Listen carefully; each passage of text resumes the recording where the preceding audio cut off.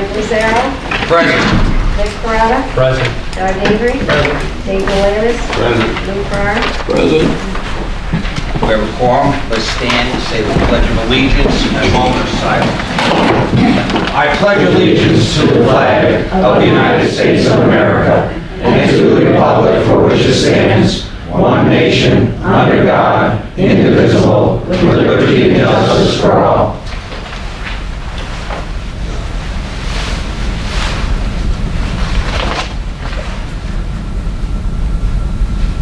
Hey, thank you.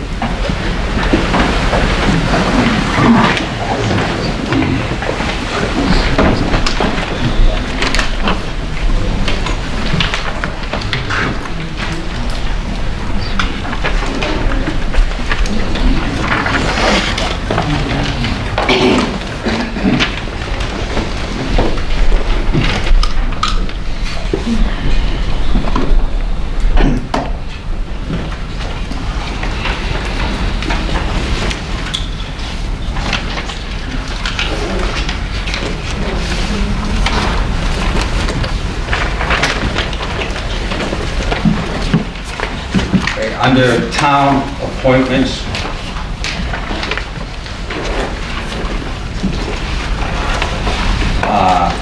I'll be handing out, we won't be talking about the planning board or the zoning board of appeals or the Heritage Preservation Commission tonight because we've gotten some applications which have to be looked at by all board members since those are board appointments.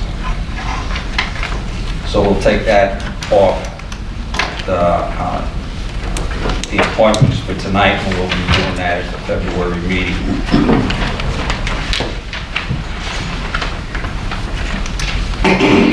As for committee assignments, I'm asking all board members, these are committees of the board, all board members give me the assignments they would like, and I will be making that out sometime during the month and assigning you to your preferences and sometimes not to your preferences, your second choice. Right? Someone has, enough people have no second choices, I'll have to make those appointments as well, unfortunately. So the first town, Seneca Falls appointment for tonight is town attorney David Foster. I make the motion to approve the town attorney, David Foster. I'll second it. Discussion. Seeing none, we'll go to a vote. All in favor? Aye. All opposed? Congratulations, Mr. Foster. Thank you, and thank you, members of the board.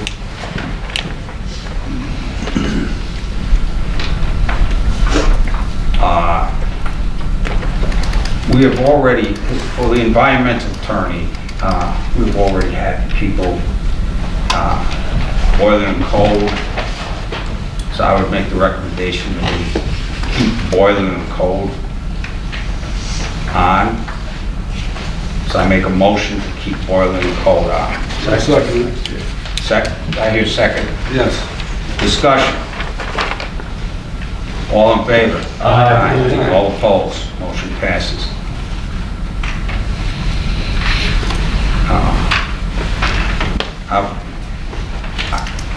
I can't do the deputy town clerks at this time. It was a letter that I received from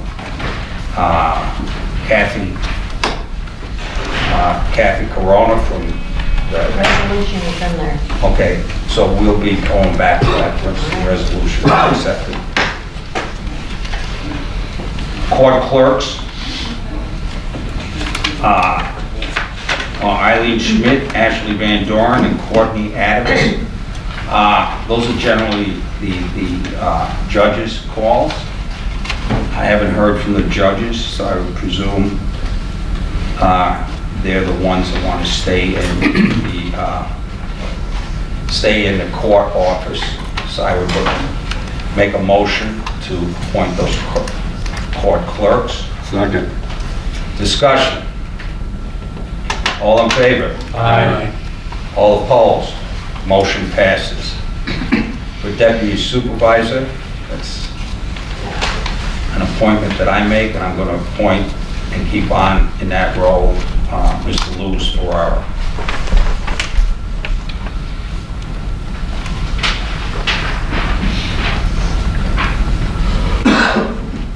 So that's my motion. I need a second. Second. All in favor? Aye.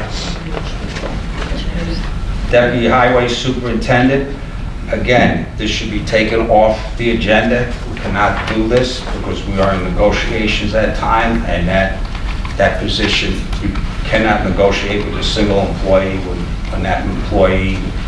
It's just to be a deputy, it's not anything that has to do with salary. There's no salary on it. That will be addressed in contract negotiations. The letter of the law, I don't believe that we can name someone that until negotiations are over with, which he is in the highway.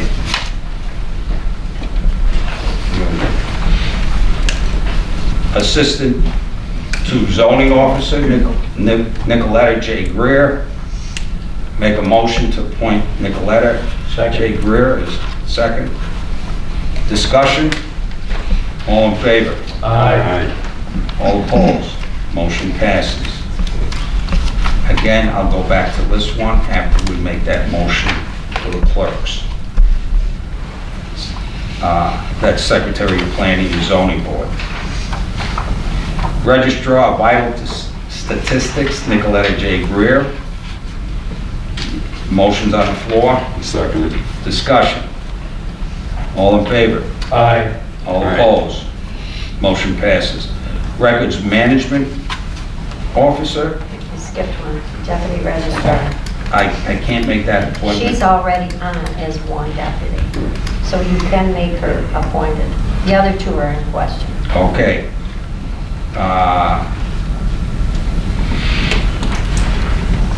We'll hold off on that until Okay. we get to the motion. Records Management Officer, Nicoletta J. Greer. Seconded. Discussion. All in favor? Aye. All opposed? Motion passes. Dog Control Officer, Dalen Jenkins. I make a motion to approve Dalen Jenkins as Dog Control Officer. Second it. Discussion. Did we approach her to see if she'd still be interested? Yeah, David Yes. has. Pardon me?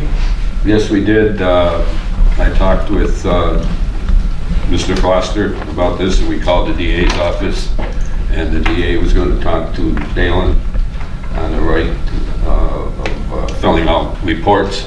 I guess there was a problem with the court, the reports weren't made out, so the DA was going to talk to her about how to fill them out right, and she was going to take it over. Yes. Yeah. Good. So she's gonna come back. Good. Member of Recreation Commission, Kevin McDonald and Elizabeth Beck will batch. We didn't vote on these. Seconded. Oh, Dalen. All in favor of Dalen? Aye. All Aye. opposed? Motion passes. Member of Recreation Commission, Kevin McDonald and Elizabeth Beck. I would presume that Jim has something to say on these. Yep, their 5-year terms are up now, and that will be to a new 5-year terms I wholeheartedly endorse. There are 2 other more active commission members. No second. All in favor? Aye. All opposed? Motion passes. For the ex officio is Stuart Peenstra. Make a motion to recommend Stuart Peenstra is selected as ex officio of the Recreation Commission. Second. Discussion. All in favor? Aye. All opposed? The other 3, the next 3 taken off, I'll pass around applications. Cemetery Commission, make a motion to appoint Michael Kelly to that position. Seconded. All in favor? Aye. All opposed? Motion passes. Town Historian, I make a recommendation for Fran Barbieri. Barbieri. I'll second that. Discussion? All in favor? Aye. All opposed? Motion passes. I make a motion to approve Barton and Judas as a town engineering firm. I'll second that. Discussion? All in favor? Aye. All opposed? Motion passes.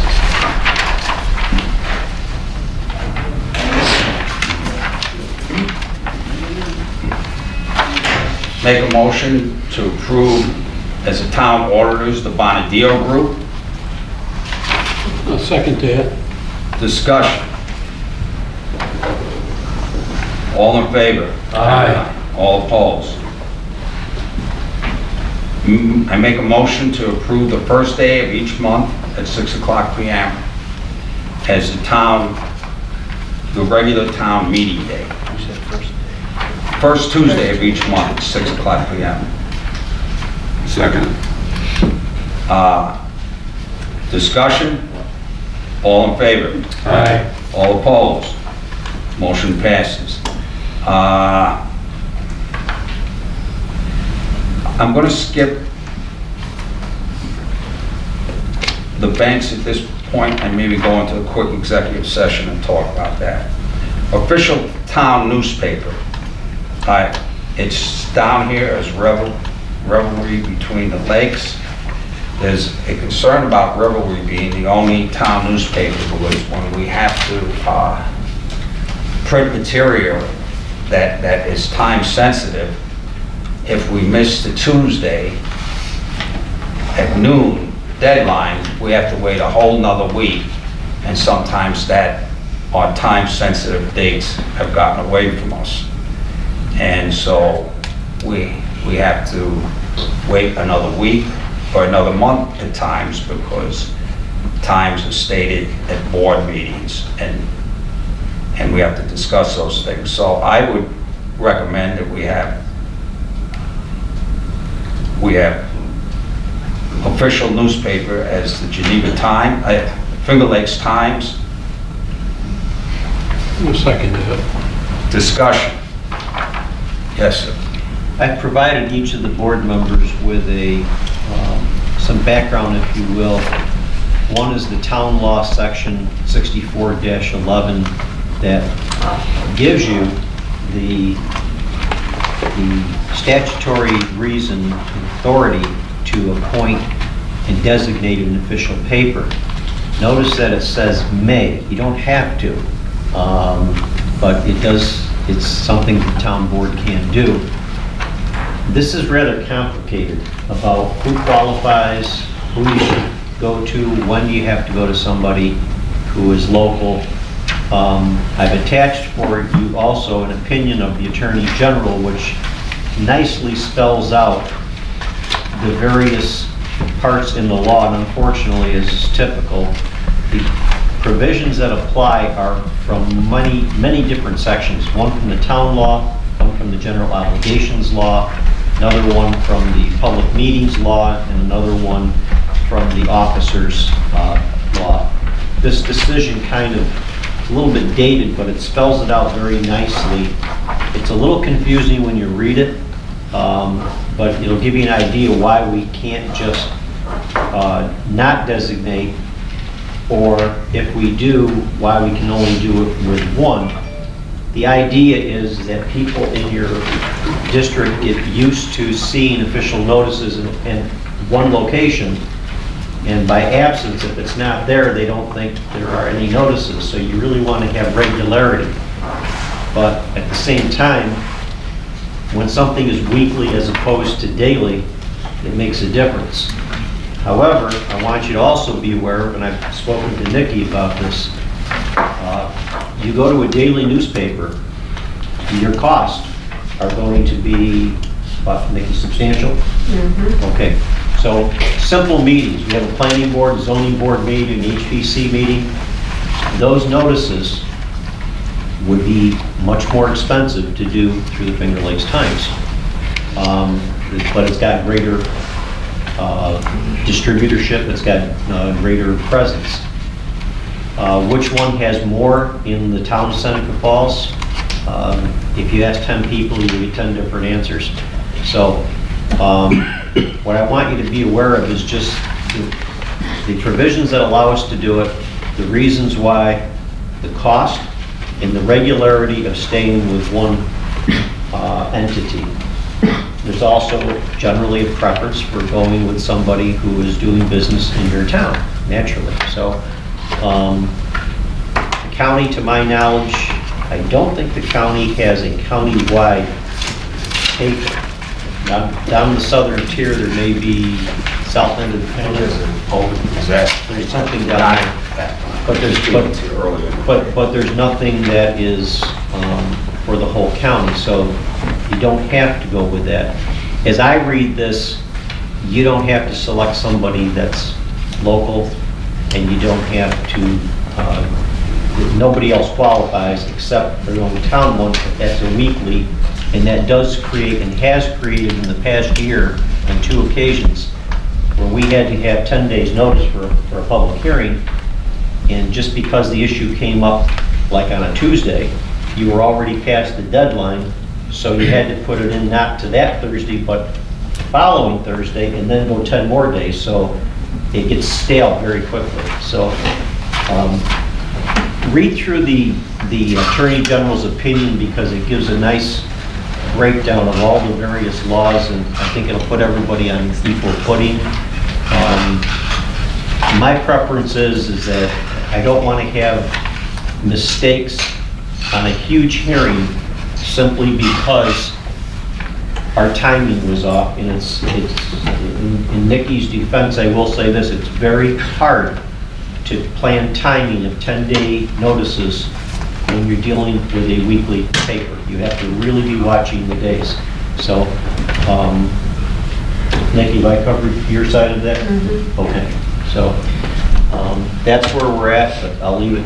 It's obviously your decision, but I do think you should perhaps hold this, read up on it, and then We should table this, and then I would think it would be helpful. we're also going to have to look at the budget, because we only budgeted for revenue. I believe, like you said, it's going to be more costly. It will definitely be more So we'll costly. have to look at that and do something with the budget probably, or somehow, if we're going to Finger Lakes time.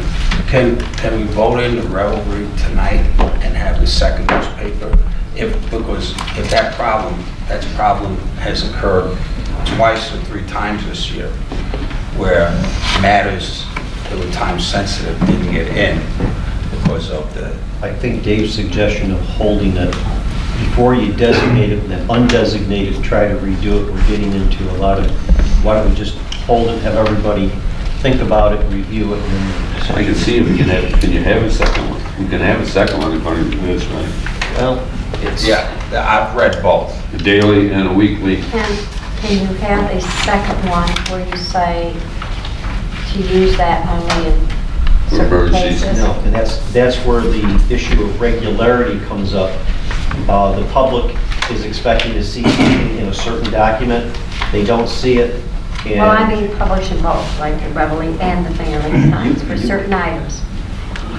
Well, you can't, Special item. because you have to designate in your local law statute, it says that it will be published in the newspaper designated as a record for the town. So whatever you do once, you're going to have to do it twice in each paper for everything, which is really expensive. But I would ask you to look at, honestly, more than just the expense issue. Let's say you have a huge controversial issue. How could that happen in Seneca Falls? And you have a public hearing, and it gets all the way up on review, and they find out that there was a mistake, it was 9 days instead of 10 days. You've got a major issue. So I just think it's something the board ought to talk about and then make a decision. And I think your idea, Dave, delaying it just for the next meeting, even if you have to have a special meeting, talk about it. I'm okay with whichever way you want to go. But On page 2, I haven't looked at this whole thing, but there's the second full paragraph. It says what this publication criteria must meet. And the Reveille meets those criteria because it says Yes, it it's does. got to be at least weekly, and that is.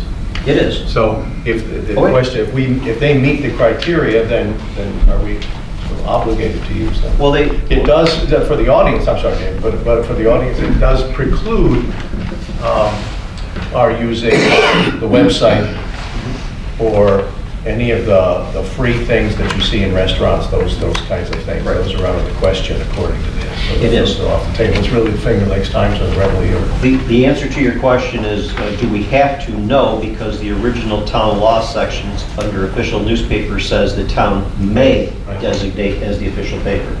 So what you do, if you don't designate anything, every time you do a motion that, a resolution that needs to be published, you need to turn around and designate in the resolution where you're having it published at. And so it starts to get confusing, if you're not in the same place. If it's going to be planning board, you better keep planning board in the same journal all the time. Or if it's going to be local laws, keep the local laws in the paper all the time. But you're going to have this discussion every single time that you do the resolution. That gets confusing too. And then what if you forget, you designate in the resolution that it should have been published in the Finger Lakes Times, and somehow it's published in the Reveille. You haven't complied with your resolution, you lose. So you got to redo it. So the real contest here is between daily and weekly. That's the problem. If the Reveille were daily, this wouldn't be an issue. So,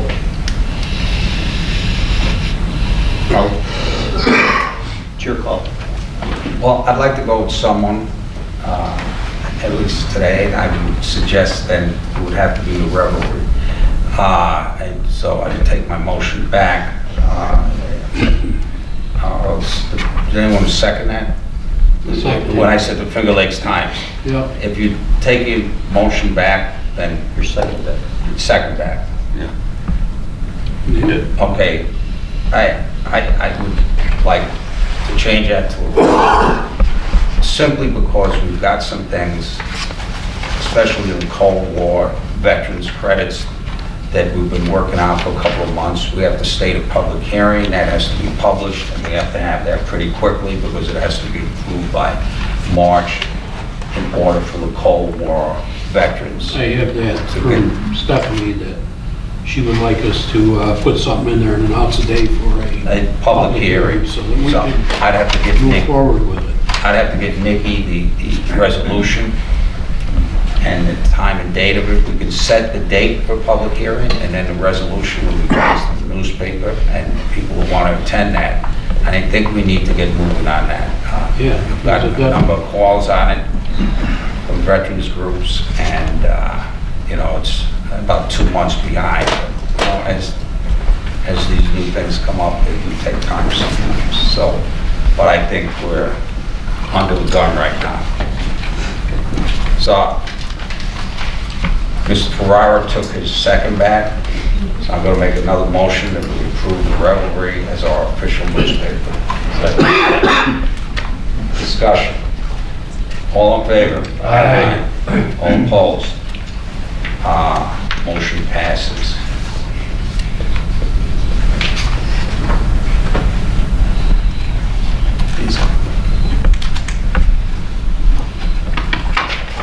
Can we do that resolution now? So we get these clerk dates Well, done, or you want- No, I will get it to Nikki before, we'll set a public meeting date for that. I'll get Nikki the resolution and what she needs. No, I'm You're talking talking forward. about the deputies. I'm talking about the deputies. Deputies. The deputies. Oh, the Do we need that deputies. resolution now and just have this all done? Let me finish this, I'll get back to your Okay. question, okay? You can ask that question at the end. Mileage per diem rate, the current IRS mileage rate and per diem rate. Second. Discussion, that's at 55 cents or No, where is it? 55.25? 58 cents. 58 cents, okay. So that's at 58 cents, and that can go up or down according to the Fed rate. All in favor of that? Wait a minute, Aye. second. I, Dave did it. Budget. Okay. Adopt procurement policy.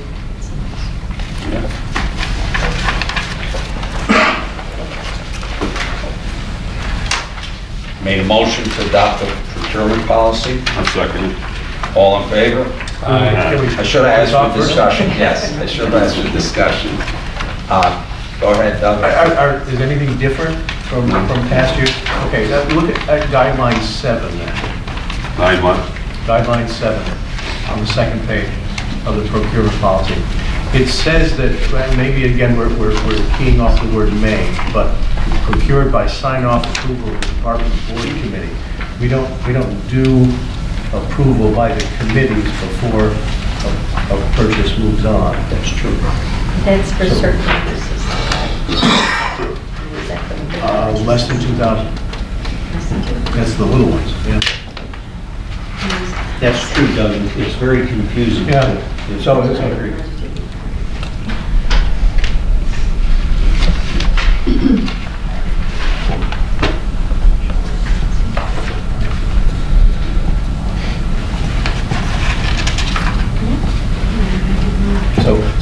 And I know some of this will become clarified with the And- audit report, but Yeah. are we saying we should add an extra step in procurement?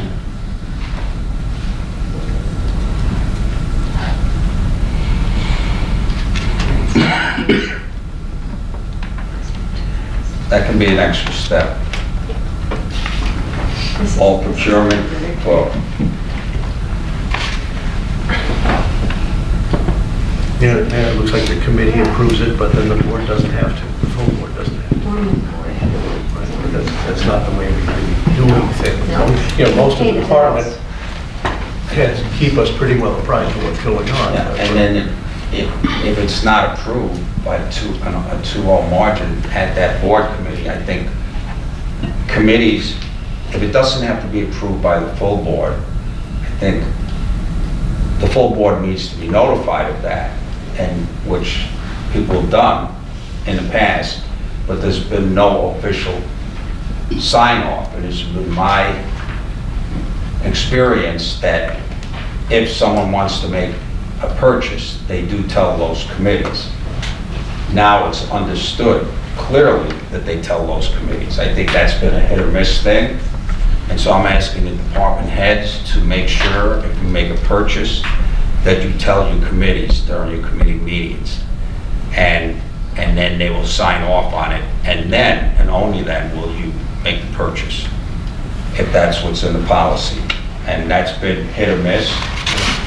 So, If one department is making a purchase for another department, which sometimes happens, are you contemplating going through both of these procedures for each department, or just one? I think it would have to be indicated what department is making the purchase for the other department, and the department that's really making the purchase is going to use the, Approval from the other? yeah, then use it. Does that happen anywhere other than IT? It happens in IT, and I know believe Marshall gets, you buy things for departments, which is what you're talking about. that's part of it, but I think we've had this issue come up once before, and when I first got here, there was an issue where I believe the highway had to provide something or do something, but it really was for another request of another department. And the question is who's going to bear responsibility for, at the end of the budget year, how's that going to come out? And as long as the board's okay with the approval process, fine, but if you can't then bring it up in the budget process, there has to be an understanding that that's what's going on. So that's not in the policy here.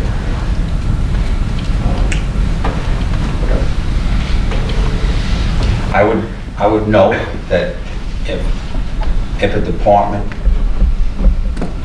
says, I'm making this purchase for another department, you say, hold off on that until we check with the department. And those two board members will then given instructions asked by the department head to go check with the other. It's probably not too hard of a matter, and indicate that, and on the write-ups of the monthly reports, the IT department would do that if that request came from the IT department, and the department that was going to use the purchase, they would indicate that in their department I see in the IT report today, he buys things for the police, Yeah.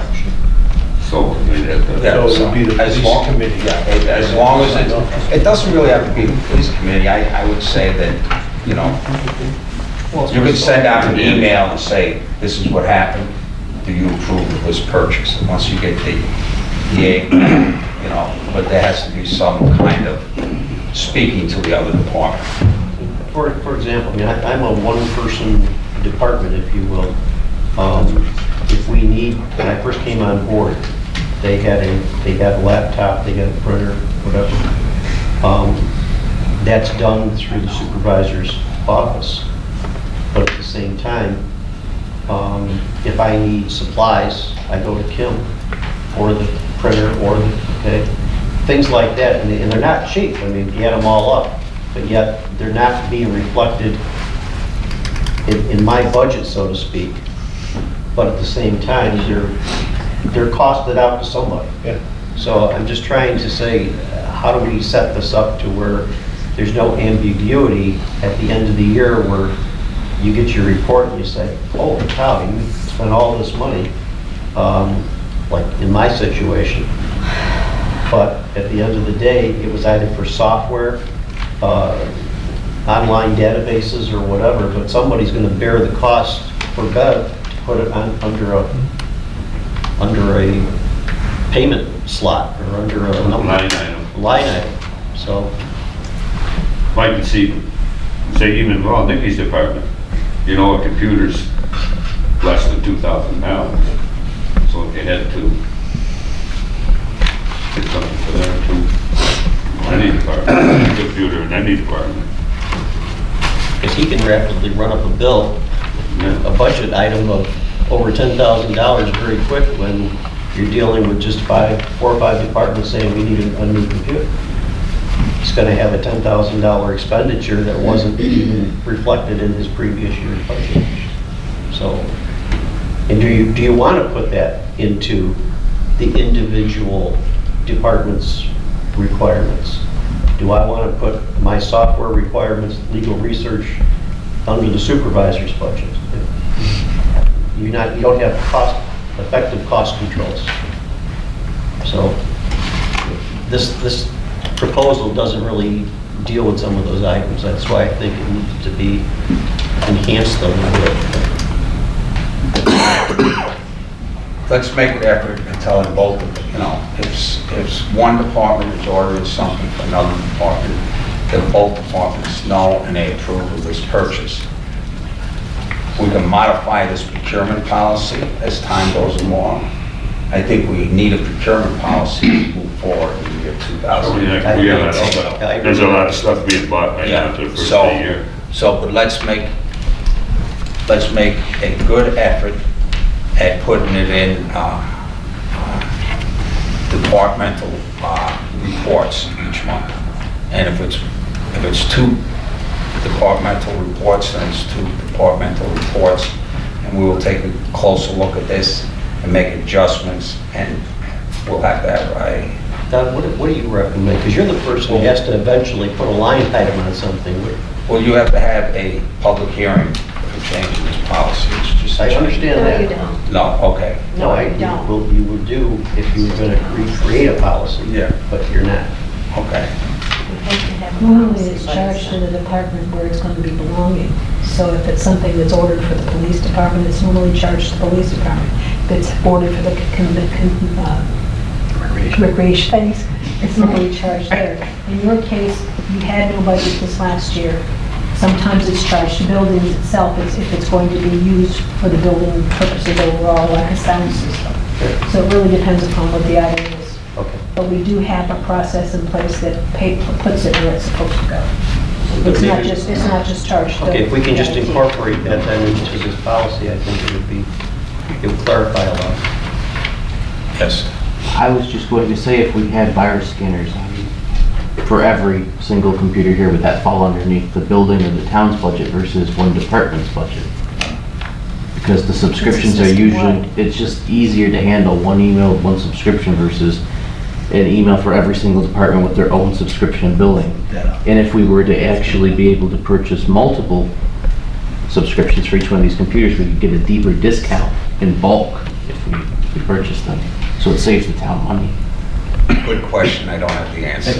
Couldn't that be split up according to department, right? We do that when we share costs with other departments. So if it came to 1,000 and there was 10 departments, it'd be $100 each, we could do that, right? It makes sense. Okay, so, motion was made, it was seconded. Any further discussion? All in favor? Aye. All opposed, motion passes. Bring the recommendations to how you might want this changed to our next meeting, and that'll be on the agenda, discussion, appropriate to change the children policy. Committee assignments, again, give me your input on what committees you'd like to be on. That's to the council members. There's two other things I was handed. I'd like to make a motion to appoint Brian DeBay as the wastewater plant operated deputy. I'll second that. Discussion. All in favor?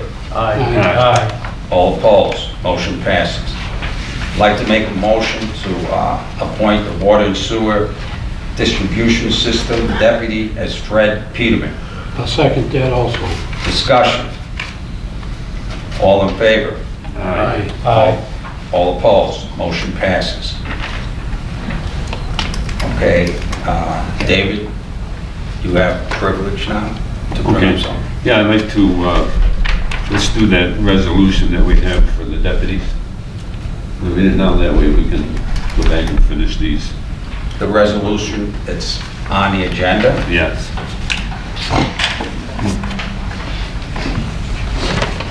For the clerk's office For now. the clerk's Yeah. office. Yeah, I'm looking for deputies. Not clerk's office.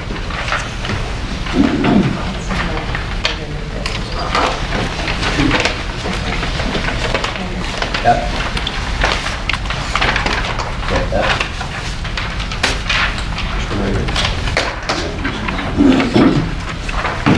Okay, David, if you want to read the resolution, Okay. read it in its whole. Yeah, whereas the Seneca County Civil Service rules allow each town to have one deputy town clerk in the exempt class, and whereas the town law allows each town clerk to appoint not more than 3 deputies, and whereas the town of Seneca Falls wishes to allow the town clerk to appoint up to 3 deputies in the exempt class. Now therefore be it resolved that the town of Seneca Falls hereby creates 2 deputy town clerk positions, and be it further resolved that employees holding the position of deputy town clerk are authorized to act generally for and in place of the town clerk.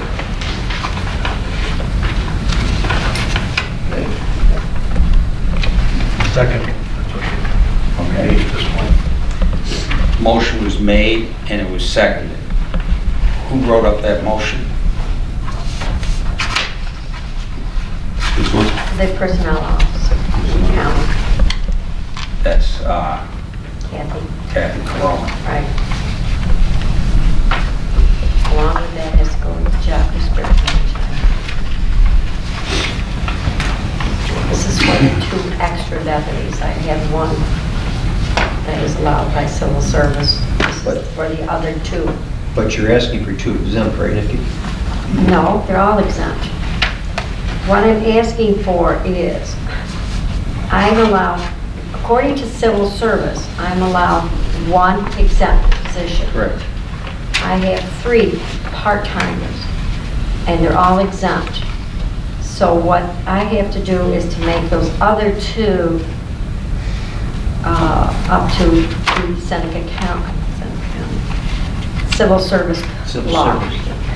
Because they require, they only allow 1. I don't think you can, and this issue came up with the court.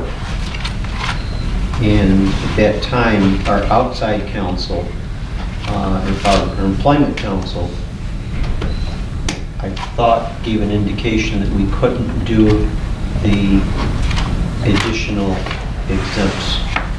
Town law says I can have up to 3. Kathy said I could have 3 exempt positions. I would tell you to run it by our outside. I would run it by our outside employment counsel. I mean, I'm not an authority in... This is civil service law that I she's know, talking about. and we have an attorney who specifically does that for us. So I'll just, I'm not opposed to this. I mean, I'm not telling you I'm opposed to it one way or the other, but it's just that I know it's an issue because when the email first came through from Kathy, there was an indication that we were not in compliance. If it's only because we haven't designated, fine, then do it. I don't have any objection. I just want to make sure that since we have proprietary counsel on retainer for these kinds of questions, I think we should utilize that rather than just shooting from the hip.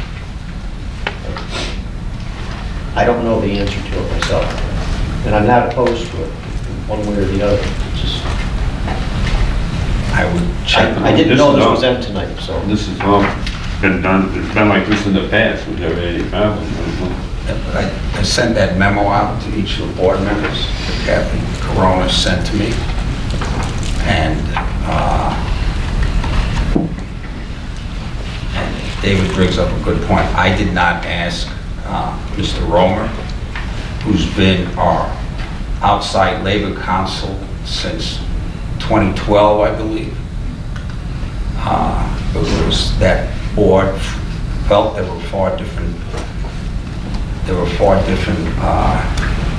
issues than with just the town when we incorporated the village into us, and a lot of small towns our size do have outside employment counsel, and that's why we have the outside employment counsel.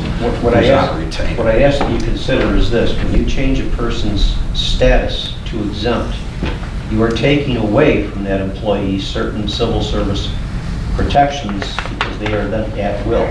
It's up to you. When you leave, they leave. Right. Technically. Seneca, according to this, if you read this resolution, it says Seneca County Civil Service Rules, right? And this is what she made up. And it says, whereas the town of Seneca Falls wishes to allow the town clerk to appoint up to 3 deputies in the exempt class. She wouldn't have put that there. I think what you're going to hear from council, this is my guess, outside council is probably going to say, go to the 3 people who are going to be affected and ask them to sign to understand what they're giving up. Because once it comes to a point, Nikki, where you leave and somebody else comes in, if they're exempt, they're appointed like the judges, they're appointed at will. So they could no longer have a It's job always before. been that way. It's always been Okay. that the clerks appoint at will. I'm not opposed to it. Just saying, I would suggest you check with council. The only question I have is, I work close with the county. The county has 1 clerk and 1 deputy. And they also run motor vehicles. And they do that for the whole county. And she also takes care of motor vehicles. And I don't know how we wind up with 3. Okay, Lou, let me If tell you that how we was- wound up with 3. Can Okay. I tell you that? Yeah, well, absolutely. Tell The me county something. has 1 full-time person. Yep. I have 3 part-time persons. I save money by doing part-time. I could have 1 full-time. However, my 3rd deputy is deputy tax collector also. So she does both. Now, right now, she's helping with tax collection. Okay. Is So that that's something how I the county ended up can with pick the up? 3. Is that something the county can pick up from us, the No. tax? Because I know after a certain date, that's where you can take them after the, Yeah, that's Yeah. because towns have to collect in January, February, and March. Yeah. In April, we turn the books over to the county. Right. And anything delinquent, right. anything, we get paid in full for what we collect or what our... So how is it better to have 3 part-time people instead of a full-time? Because it is, because it's better because if I have 1 full-time person, Mhm. that office is manned just all day. If that person isn't available, then what? Well, there are If 2 for of some them. reason that person is sick, But there's 2 of I them. have to leave for some reason. I can't leave the office. Well, what do they do with the county? The county, I don't know what they do at the Well, county. The county's got, underneath, there's employees. I mean, They have two in the that county. clerk and the They have deputy more. don't Right. operate the DMV. Right. No, but she's over all the headaches and all the paperwork Right, and everything right. that goes on. Right, but she's not Is- bound to be there. No, not at all, not at all. Just like Nikki's not I'm bound to not be in bound to court be there or any either. place either. And the county has other But- people working there. Okay, Part-time, whatever Right. they are, they have other people working. I'm just trying to understand it for myself, because I hear a lot, that's how it's always been. It always Well, is. when it was a town, maybe that's how it always was. But now, because we got greedy and got rid of the town, and we're all one, a lot of people don't accept this stuff anymore. That's how it was always done. That's the first I'm hearing that I- people don't accept it, Okay, really. well, I didn't, because I hear it. And if this is the dialogue and where we have to have it, and that's how you explain it, that's fine. You need 3 people. I I need got- 3 people and they're part-time. We got a question. save on benefits though. that's by what I was doing just gonna this. say. Bev, if you got benefits for a full-time person, what do we figure per month or per year? Are you talking, if it's a family, the health insurance alone runs between $18,000 and $22,000. There you go. 18 to 22,000. Okay, so it's she's better to saving 18 to 22,000. have- So 3 people is better than 2. Then 1. Is that Well, what everybody's Full-time. feeling? 1 full-time. Is that what everybody's feeling? I mean, there's a hell of a savings right there if you're not paying.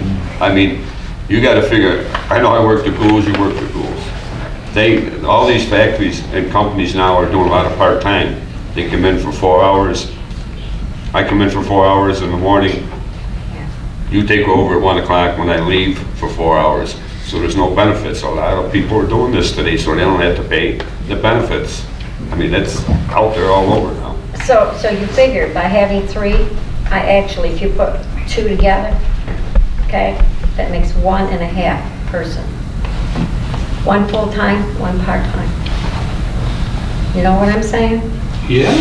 Okay.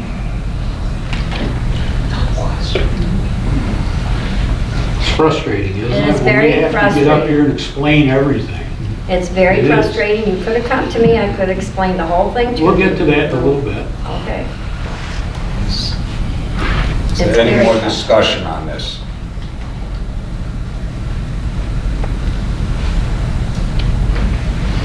Because of some mistakes made in the past, I would rather table this.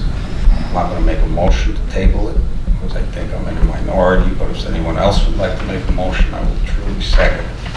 But I believe we should go to our outside employment council. Absolutely, now that the question was raised.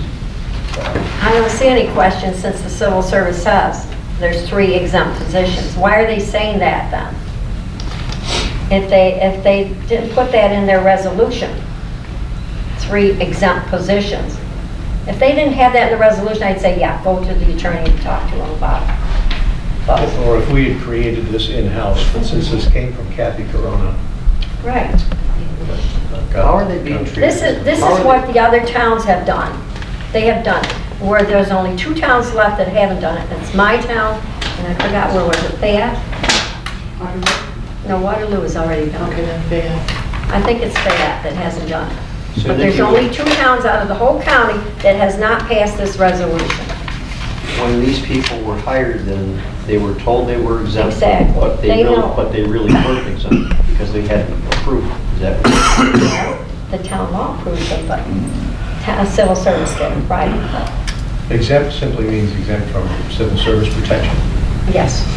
But did they have civil service protection No. as part-time? No, they don't. They have civil service protection, the part-timers they hire off the civil service list. Exempt is a category where you're hired and you generally don't have to take a civil service test for that position, and therefore you're exempt at the will of the elected official who hires you. Where that comes into play, once a person is in an exempt position for X amount of time, that person does have limited civil service protections under the law. Even if they're part-time? Even if they're part-time, yeah. Thank you. It is limited, but they do have civil service protection under the law.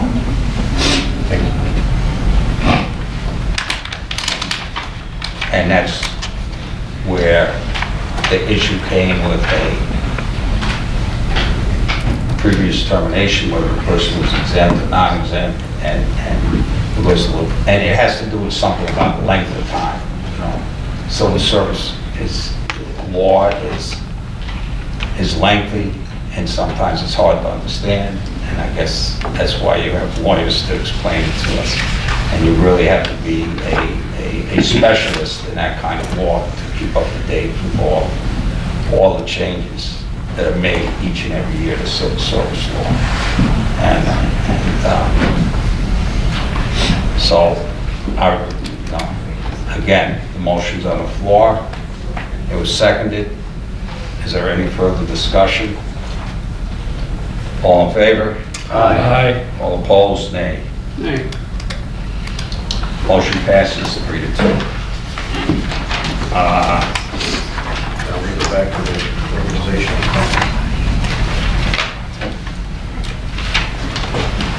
Go back to the appointments then. The appointments,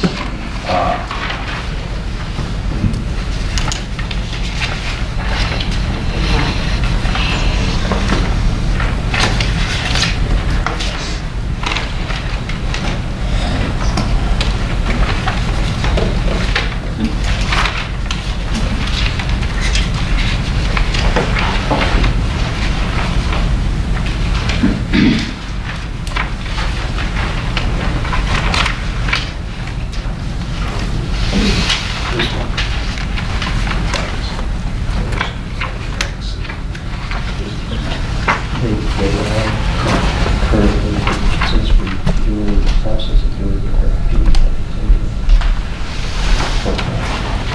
do that second board.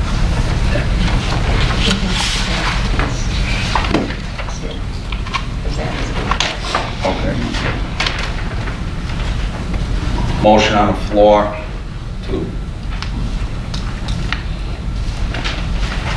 to appoint Kathy Langford as the deputy town clerk.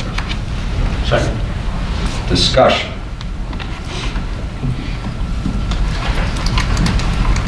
All in favor? Aye. All opposed? Nay. Deputy town clerk, Alyssa Howell. Second. All in favor? Aye. All opposed? Nay. Deputy town clerk, tax collection, Linda Morrison. Second. Discussion. All in favor? Aye. All opposed? Motion passes 5-0. Who seconded that one? I did. Secretary to the planning. No, he's going to Secretary to Planning and Planning Zoning. and zoning board. Okay. Secretary of Planning and Zoning Board, Alyssa Howell. Second. All in favor? Aye. All opposed? Motion passes.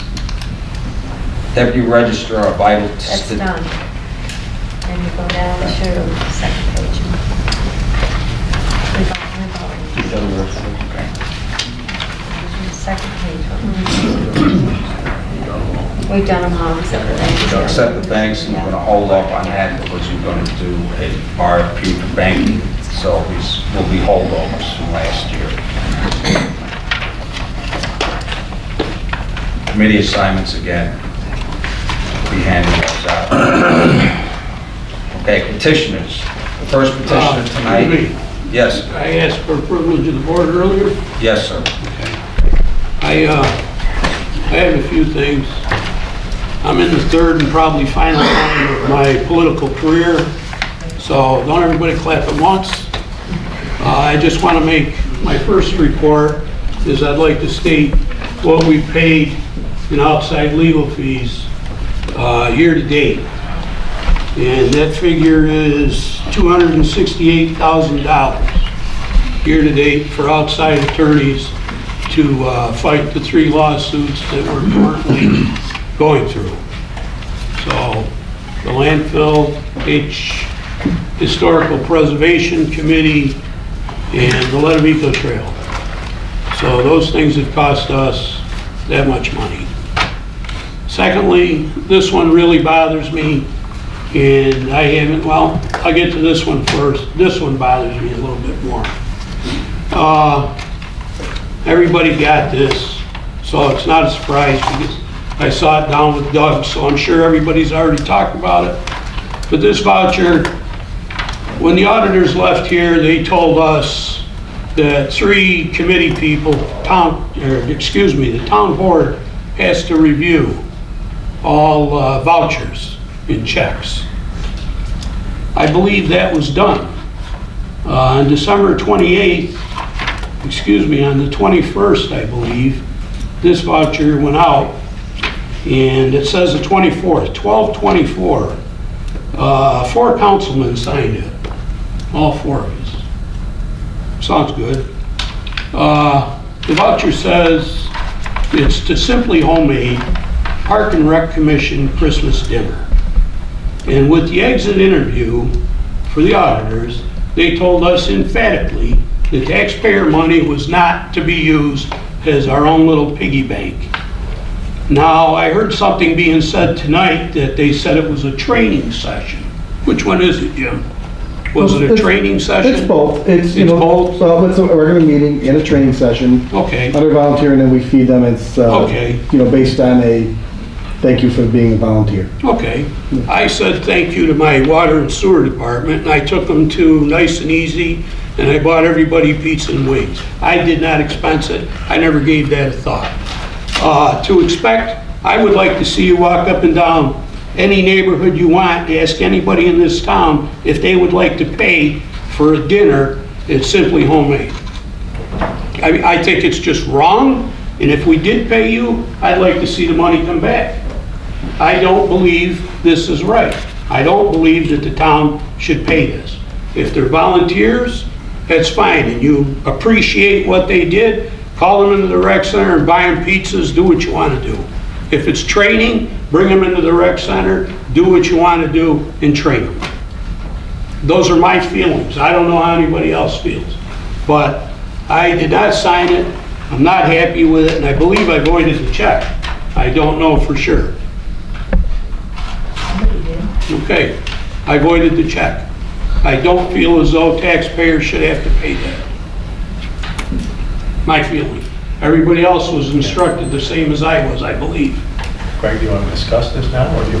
Yeah. Discuss. Okay, all right, all right. My support is for the event itself, and for the thing, the idea that if we're going to stop doing something that's been done for, Jim said, long before he got here, and that was 20 years ago, that, we can't hold the event and not pay the bill. We can tell them, like we are doing with some of the museums and so on, that it's not going to happen again. So to me, I could see us saying, that's the auditor's instruction, that we can't do this next December. What I don't see is us not refusing to pay the bill this December. Even after they instructed us not to do it going forward. They instructed us definitely not to do it going forward. The part that bothers me, and again, you just said it, we've always done it. Oh, I know. Prior to the village dissolving, $3 million a year would come and be handed to Nikki Greer. There's your check, the town of Seneca Falls. Where did that $45 million go to? Nobody has explained that to me yet, and I still ask. The only one you paid for was the rec center and the highway department. And you lowered the taxes for everybody in the town. That is not $45 million. It's not. So what people say is, well, we've always done it that way. You did, because nobody cared. You had $3 million a year or better to operate off of. I'm not saying that we do it because we've always done it. I That's acknowledge what that was we said to have me. always done it. That's what was said to me. But I do say that if we're going to stop something, there needs to be some reasonable You see, I notice stopped given. it. I stopped it as soon as I saw it. But the event And I already said, I happened. can't do it. So we'll take a vote, and you will vote, I'm gonna abstain, and you vote to pay it or what you want. It's already been approved by the board. I'd like to say something. Members. And that's So- what I wanted to say. Which I you didn't did. finish. Let me just finish, okay? On the 24th, here it is, the 24th, this never came to me until the 30th. I got this on the 30th with the checks. So obviously, this thing was circulating from the 24th until the 28th, when it's marked paid. And then I was told, well, what's he trying to stir up? This was already paid. I'm sorry, but I don't understand. That was approved at the The end of the Year-end year. meeting. year-end meeting, which is the 28th. Who saw it? I didn't see it. I didn't see it. Huh? I do the bills. Right. I make out the vouchers. Okay, They're in my office. yeah, Doug, Vic, Dave, whoever wants to come in, they come in, look at the vouchers and sign them before the meeting. so you had your 3 votes. That- You walked no, by wait, my no, wait. office No, no, 100 no, times no, a day, no. and you could have said, Lou, we got a voucher here. Did you I say can't it? pinpoint one voucher. No. I have a whole stack of vouchers, Lou, Yeah, and they're in my absolutely. office. Absolutely. You can come in anytime and look at them. Yep, I yep. don't just do free. No, but I just, I said, nothing I want to do is sit here and do this about it. But when a voucher comes out on the 24th, and it's marked paid on the 28th. That's the date, that's not coming out. That's the date that I have put them into the computer, on the 24th. Okay, the 24th. I don't put them all in at the Okay. same time. So there's the 24th, and this first signature, I see Vic is second, I believe Doug, and Dave DeLaley's was first, and then Right. Greg. Right.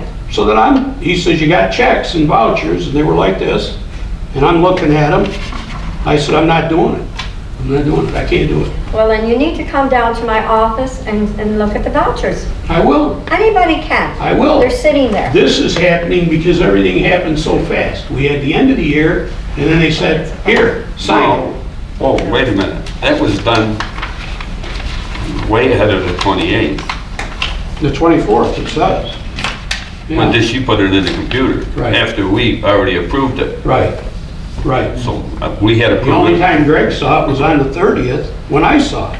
That's when everything came down. Well, then, And the other board members better start getting down to the office That's right. and going through these vouchers like Vic and Doug and I do. Right. Faithfully, we come in and go through these vouchers. Jesus, you're right, I should. I should. They're there. Nikki always has them. I say, do you have the vouchers? About the 22nd, yeah, I got them. Okay, and I come in here. Well, you know and do what? The only thing that raised the flag on this is that I don't believe it was right to do what they did. To go to an outside, to go to Simply Homemade and take volunteers out to dinner and then add a tip at taxpayer expense. And then you say, well, that's the way we've always done it. Well, guess what?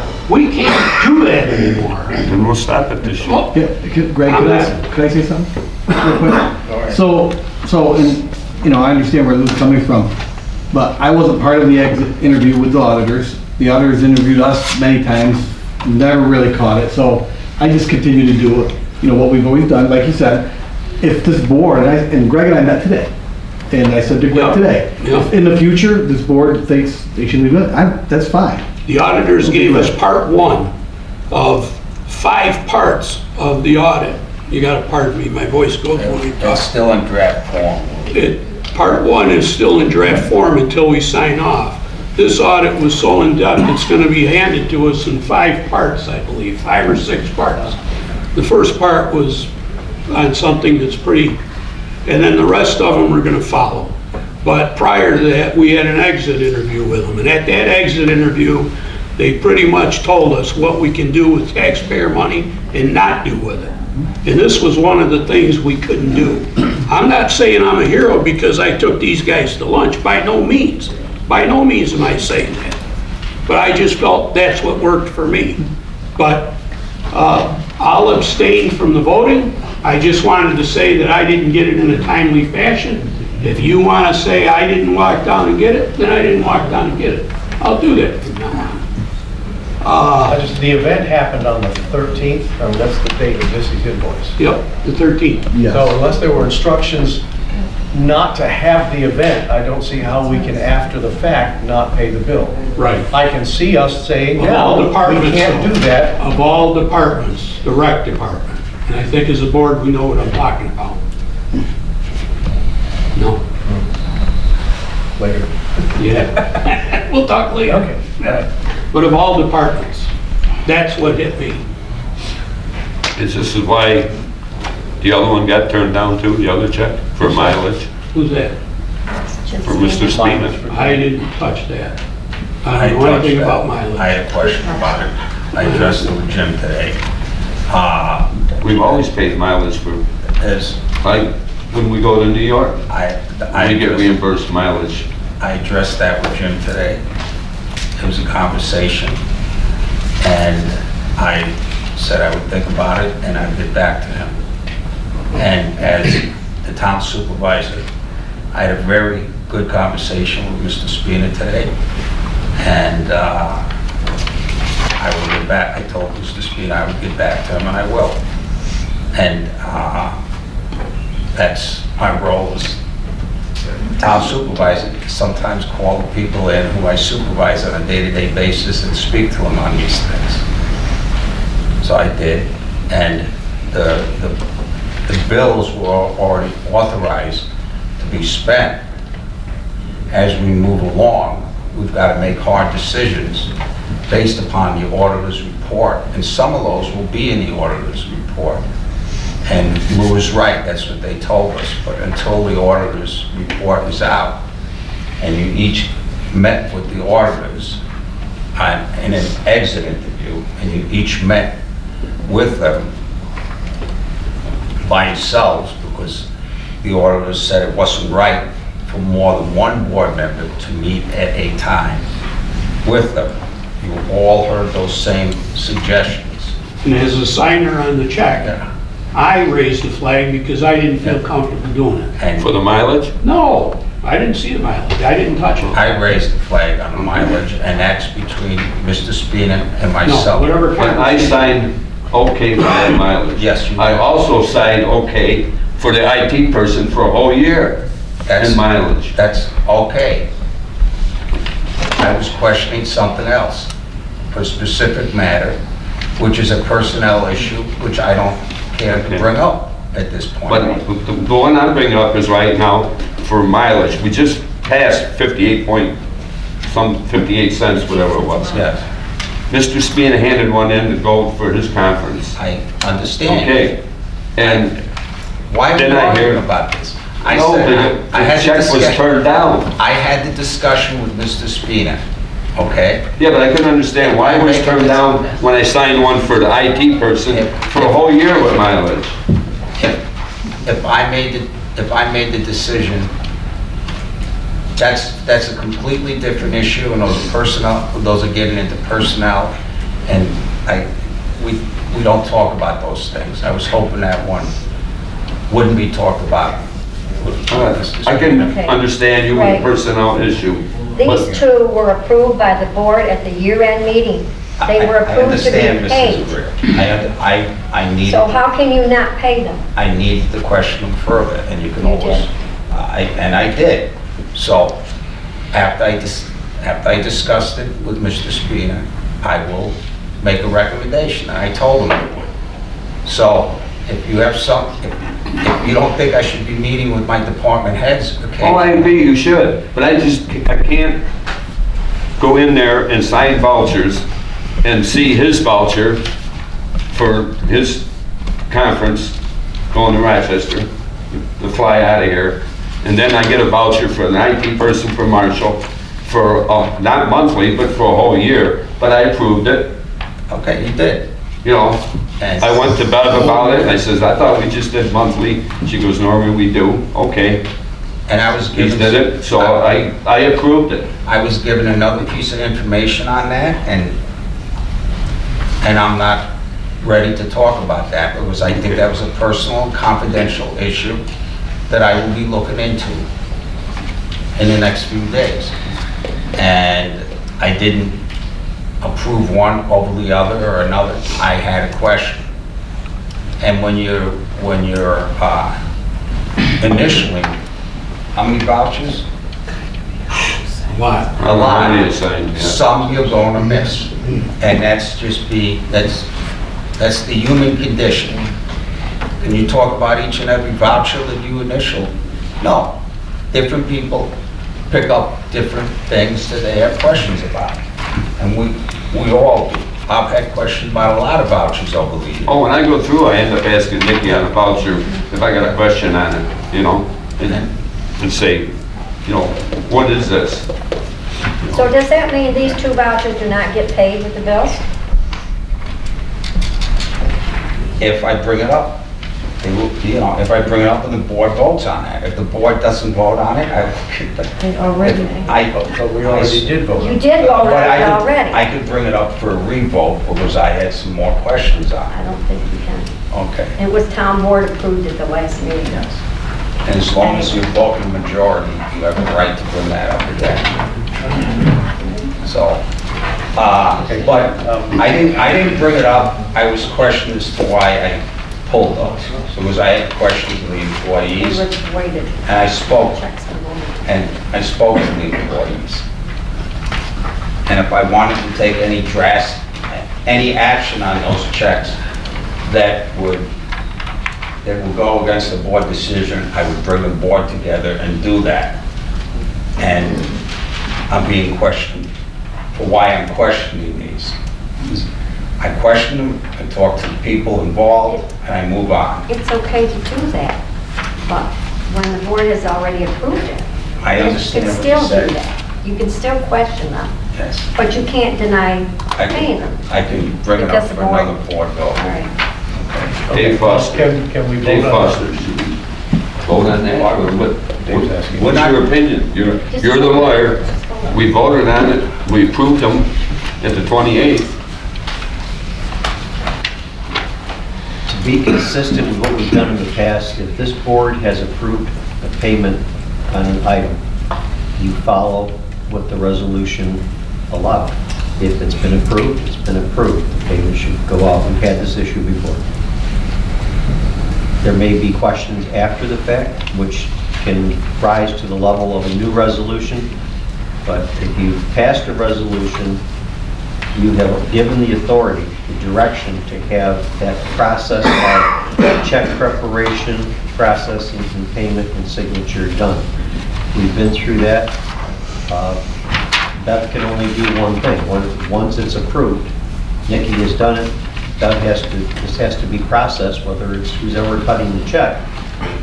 You can't have it both ways. If this board has approved it, then it should be paid, period. Now, there may be consequences to that, or there may be problems with that, or another resolution to that, but once the board has spoken, it's a directive that everybody should carry out. I'm being consistent with what we've done in the past, so. And I have no problem with that. I just wanted to I didn't bring it up.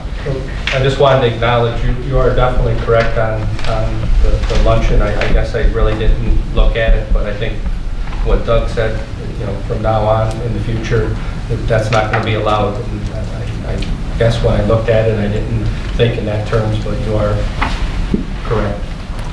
The way this issue came to me when the idea came up is if you're dealing with the comptroller, the luncheon itself is probably something that can be discussed.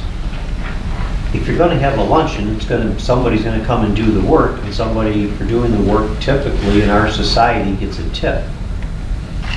When you give a tip and you are a public servant and it's coming from the public trough, you're going to have reasonable minds debate the dollars and cents being given for a tip. I think the issue here was $45, okay?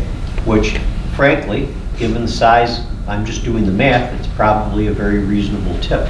But try explaining reasonable tip to the comptroller when it's not your money. So that's where I think you're going to have the rub. And it's... Yeah, and I was away on vacation when it was processed. I did not know the tip was added. Okay, it's my responsibility, but I was away, so. And I don't have any problems with it. I would have said, no, let's not do that, but. Yeah. I'll bring a check in tomorrow for $45 or whatever it is and pay the tip.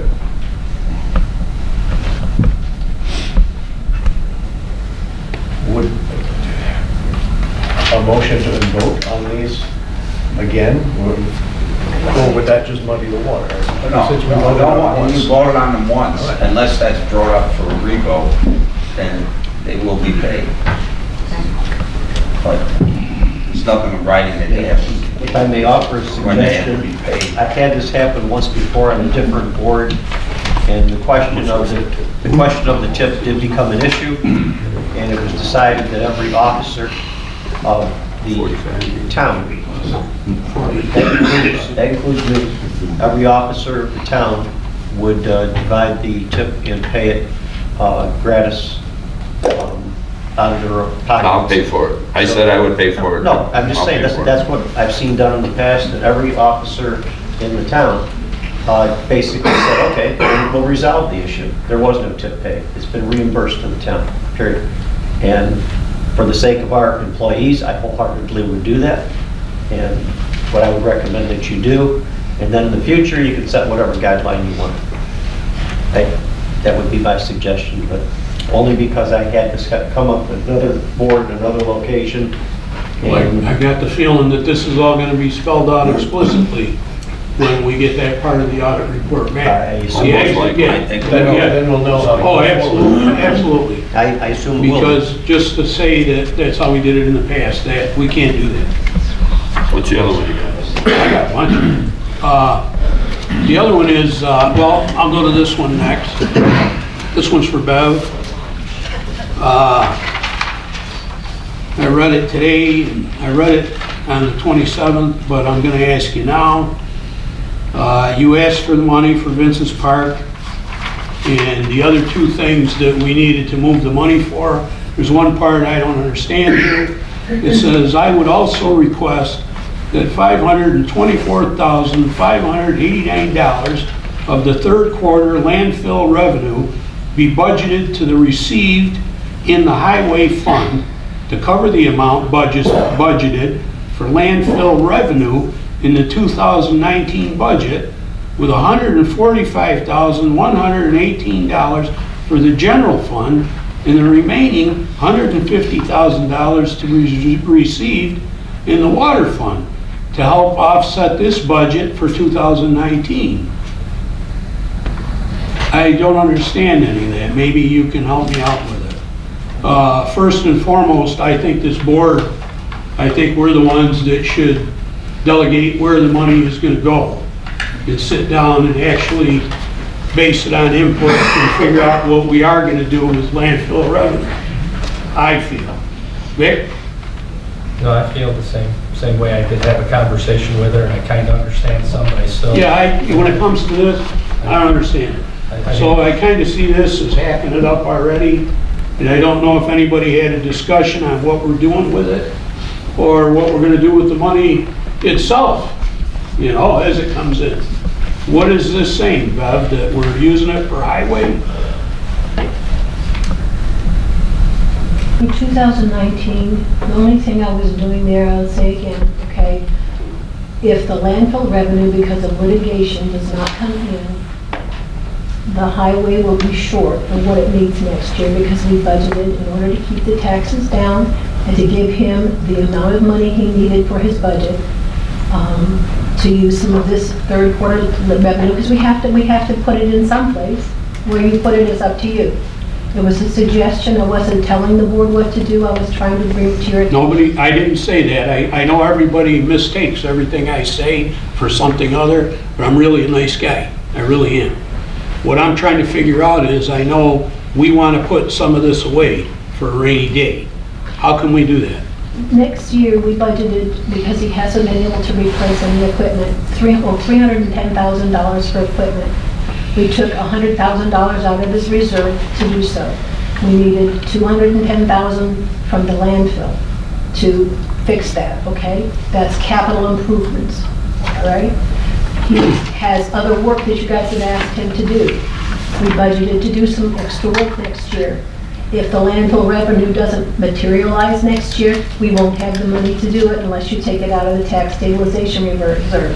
I thought that perhaps it might be a good idea because we have the money from the landfill for the third quarter, because you have to budget, the auditors say you have to budget that money someplace.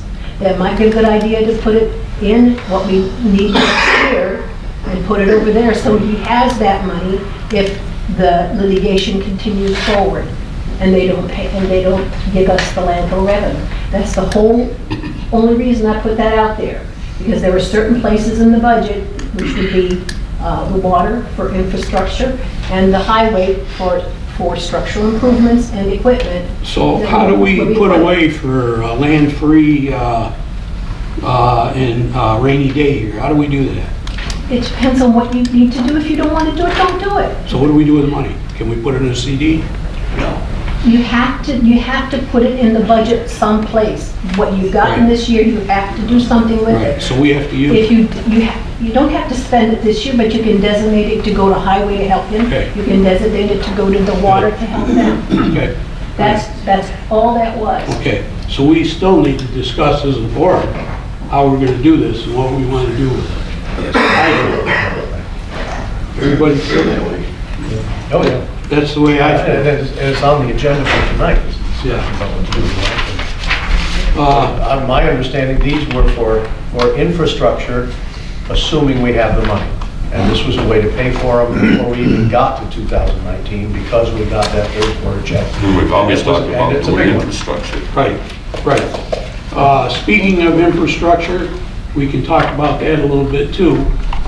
We talked that we are no longer gonna pave roads until we fix what's underneath first. We agreed on that, right? We need to have a plan that, I don't wanna get any more phone calls that we just put in new blacktop and we're tearing the roads up. We need to sit down and find out which roads we're gonna do and what's going on underneath it. And I believe Pete can tell us the condition of a lot of these roads and a lot of the infrastructure underneath with the water and sewer when we get to that point. We have a plan on the sewer rehab project. And that, So that- most of the sewer rehab project is in situ, so there's minimal Right, construction on that end. Right. There are some areas. We've seen the sewer rehab maps. right. Yeah. So we just So I say we don't pave before- those streets until after that No. work is done. No, and I'll give this to Jim now. I don't know if he's seen it. I'm sure he has. It's from the New York State Law Department.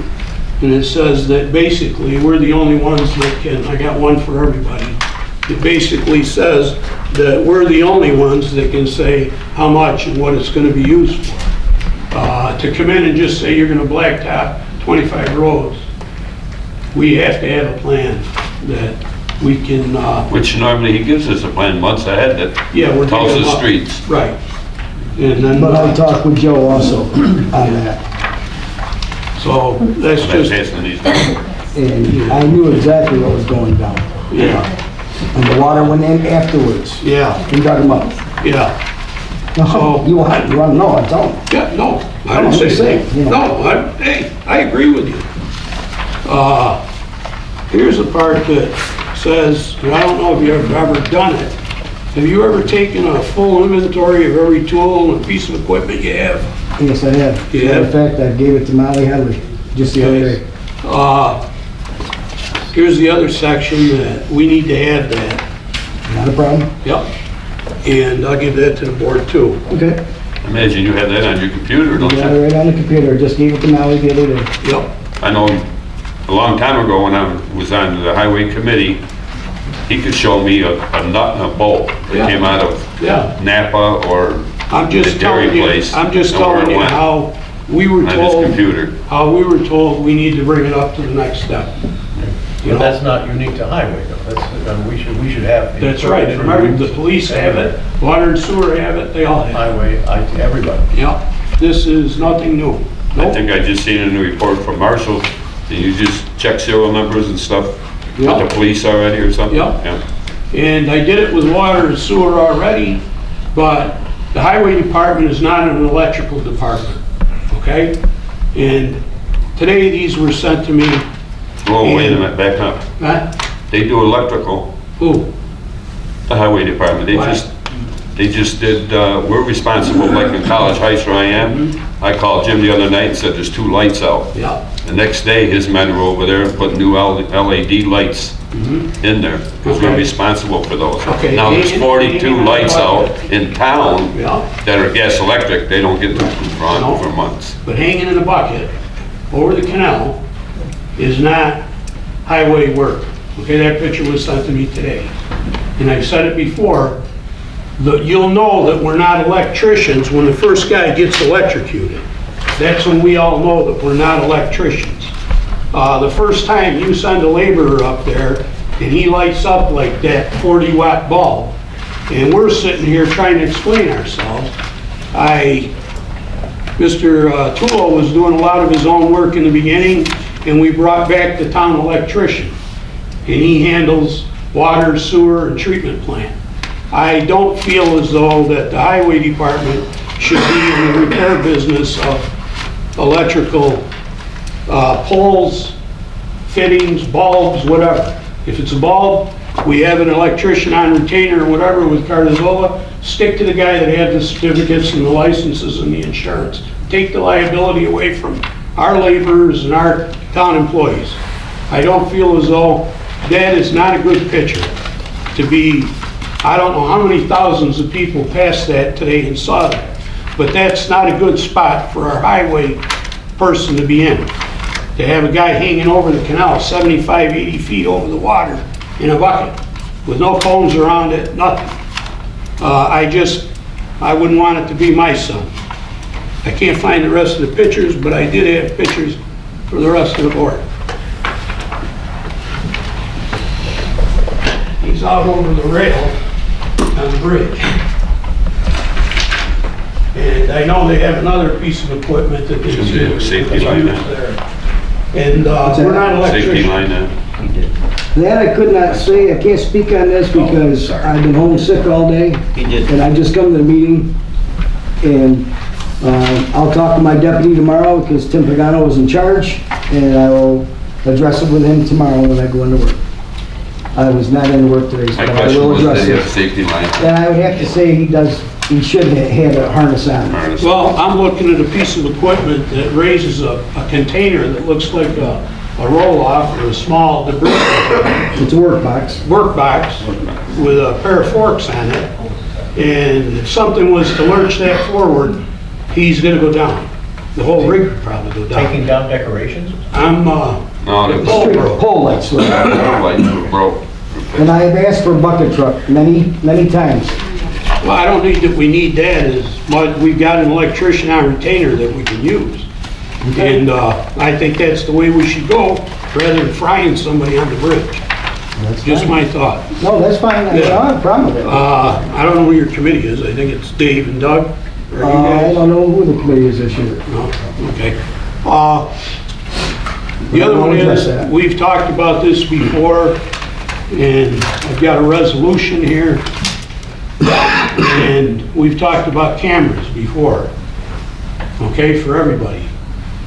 In this day and age, I want cameras at the treatment plant down the lake. I want our water. I want our property, our equipment. I want our buildings. I want the rec center. I want everything documented on surveillance, on camera. So if somebody like here, we had a person walk into the door. They reviewed it, they found out what happened. Right now, what we have are monitors, more or less. Some of them are broke, some of them aren't working. That has to change. In this day and age, the chief can tell you how many times a day I go to the bathroom. I mean, it's second nature. There's cameras all over.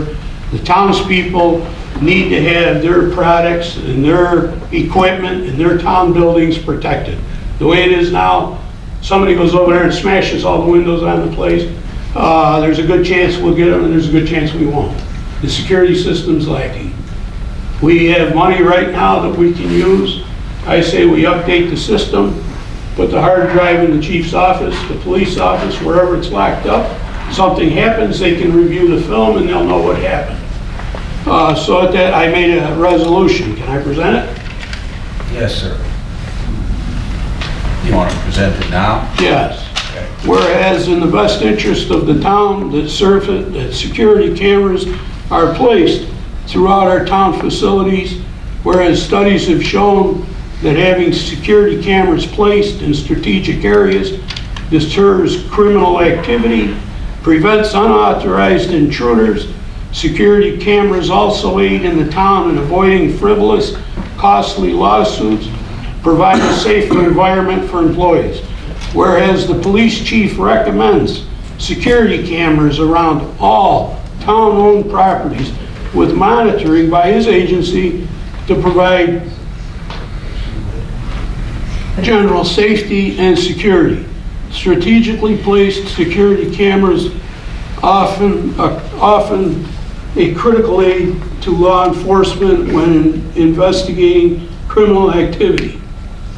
Therefore, be it resolved, the town board agrees to move forward on contracting vendors to obtain estimates on installing camera systems on other town-owned property. These cameras will be secured and monitored by the Seneca Falls Police Department. I made the motion, I need a second. Second. I'd like to make an amendment to that. Any discussion? Yes, I'd like to make an amendment to that security stays right with the police. That's where it has to stay. Stays right there. Nobody else gets Absolutely. to, nobody else gets to see that. Nobody. I know in the past, Don Woods showed me when I was on his committee years ago, a guy came in with a pickup truck. He was from Waterloo, picked up 2 manhole covers. Yep. And threw them in the back of the truck. I mean, Yep. manhole covers are not No. light. He literally, he was a big guy, picked them up and threw them and took it away to get them for scrap. That's, Our cameras caught the that's the it. license plate number. That's it. And that's what I'm looking for here, and it says right there. The chief recommends around all the town-owned, monitored by his agency. Yes, Period. by him That's only. it. That's it. So, there was a second, there was discussion, does anybody want to? I just had one other question or whatever. This is going to be surveillance of premises only, correct?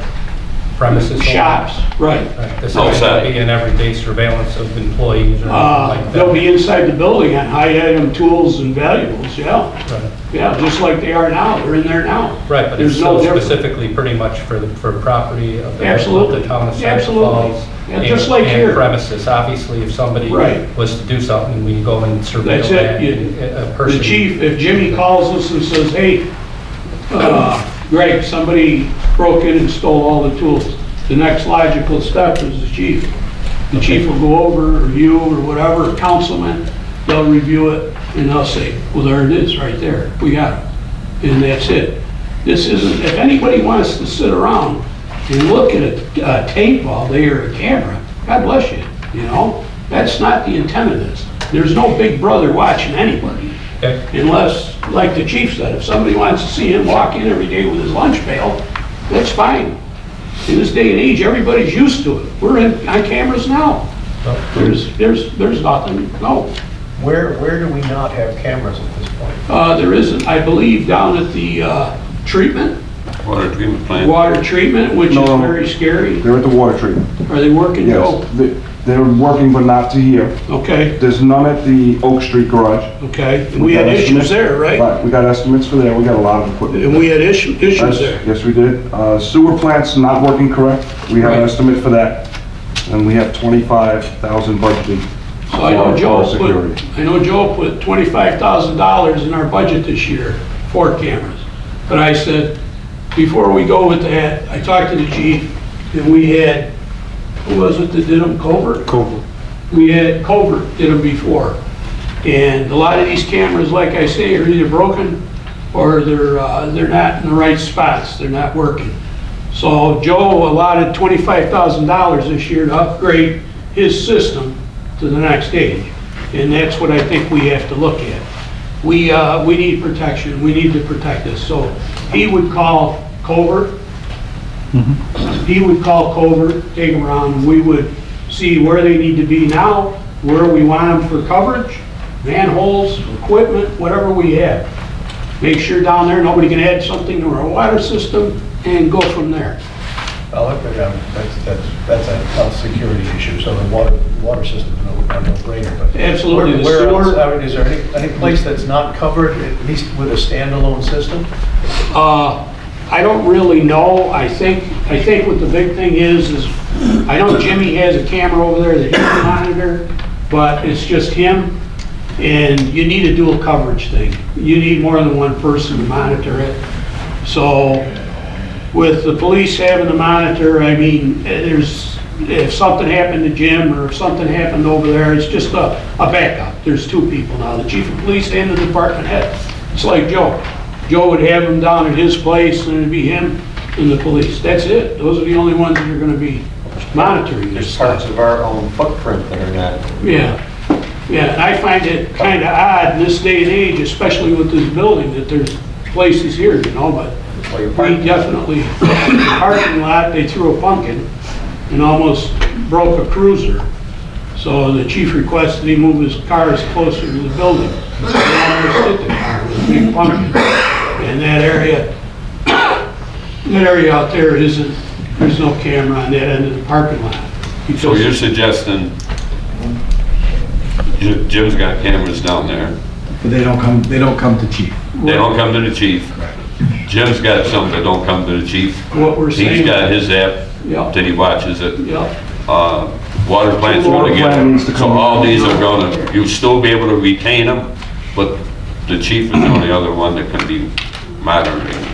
If he wants to monitor them, but they're gonna be locked up, and the only time they'll come to play is if, God forbid, something happens. Then they'll start some of them only have a 5-7 day loop where they'll keep this stuff 5 days and then they're gone. So you need something that is backed up to a hard drive. I thought number like 15 days. 13 days. Depends on how many cameras, their Yeah, quality of the camera, and that's where we need to go. We need Well, I to think go- the quality's gotta be good, because I know at the highway department, I remember when Woody was on one time when that happened, he showed me on his phone, he just blew it right up and we got the Yep. license plate number of that vehicle. It was, Well, I know the new ones out there, the chief was telling me, they have plate readers. As soon as you pull into the treatment plant, the sewage plant, the rec center, it's gonna have a live feed right to the monitor, and that's it, there's no more. And it's taped. So I think we could all sleep better at night knowing we're protecting the town's investments and their equipment and our employees. Does this, I'm thinking particularly about the highway, is this because of the negotiations that are going on? Nothing to do with negotiations, nothing. This is Why is more, it this, I don't mean to, No. I'm not challenging it, Yeah. maybe a great idea, but why is this not a change in working conditions? why is it not? Yeah, because they're suddenly being monitored. Let me answer that, Lou. This is not a change in working conditions, because the world changed drastically after September 11, 2001. And employees have to understand that while they're not being spied upon, or we have a surveillance team looking at them, we have to make sure that our buildings are safe and healthy, and if something happens or something goes wrong, we can view what's happening in those buildings. It's not a change in terms and conditions of employment. You come to work. Today's standard is a lot different from 20 years ago, and we're just moving up to that standard, period. People use cameras today. The government agencies who provide for health and safety in this nation, in the states, in the localities in the states, are utilizing cameras more and more to provide health and safety and privacy. And that's what we do. Whether we like it or not, the world has changed, and we're just moving into the 21st century in this. Yeah, this has absolutely nothing to do with contract negotiations, nothing. No security is brought up, no cameras. There's a lot of language that's being said and done. Right now, we're just looking out for everybody's best interest, that's what it is. Your resolution right now is just to explore costs? We're gonna go forward with having something done, yes. Well, that's two different things. Pardon? To authorize. Okay, which means I'm just gathering information. Yeah, let vendors do the work and give it to you. But it's so- going to come back to us. Right. Oh, yeah. The chief's gonna identify, today we talked for quite a while. He pretty much knows where he wants the system. He'll go over it with the person that's his thing. And they'll make a recommendation, and then the chief will tell me, and we'll come back and we'll talk about it. But it's definitely something that needs to be done. Like I said, as long as it just stays with the police department. Where else? Joe's trying to word it. We do have estimates for all of our buildings just from Covert, and we'll probably need an estimate from somebody else. Yeah, oh, yeah. But we only have one estimate said so far for Covert. all of our areas. Right. You gotta have at least two. Can I Yes. recommend to you that this not be a departmental cost distributed among the departments affected, but that it be an infrastructure cost for the town itself? Absolutely. Two reasons. One, there are potentially grants available. Number two, we don't want the departments fighting among themselves as to who gets what or who gets stuck with what. So if it's it's not a departmental cost, it's an infrastructure cost for the town to protect its assets, it leaves the department out of it, so to speak, in terms of being tagged with that in their budget. For water and sewer is separate. Right. No. Yeah, Because it's not you're taxed. right. Yeah, but it would still be, that this is a town improvement for Right. security. Absolutely. The chief said there might even be grants out there under the Home I think that there's, we're going to Home Security Act. under the Home Security Act. well, you're also on a waterway too, you're on a water course downtown, Barge Canal is, that's all considered part of Barge Canal, so I know that there are state assets, there are also federal assets available. Right. That takes the cost away from any specific department, but puts it onto the town making the application. You'd be better off. Is there any more discussion? Yes, Yeah. Chief. So, just to be clear, I'd like to have some direction from the board as into exactly what pieces of property we're gonna be looking at to do this with, and which ones we're gonna be excluding for now. I mean, ideally, in a perfect world, we have cameras on every piece of property that the town owned, right? That's at least my idea of it, but I don't think that's going to be practical. We need to do in one year, so. I think we need to, you need to call, who's your guy, Covert?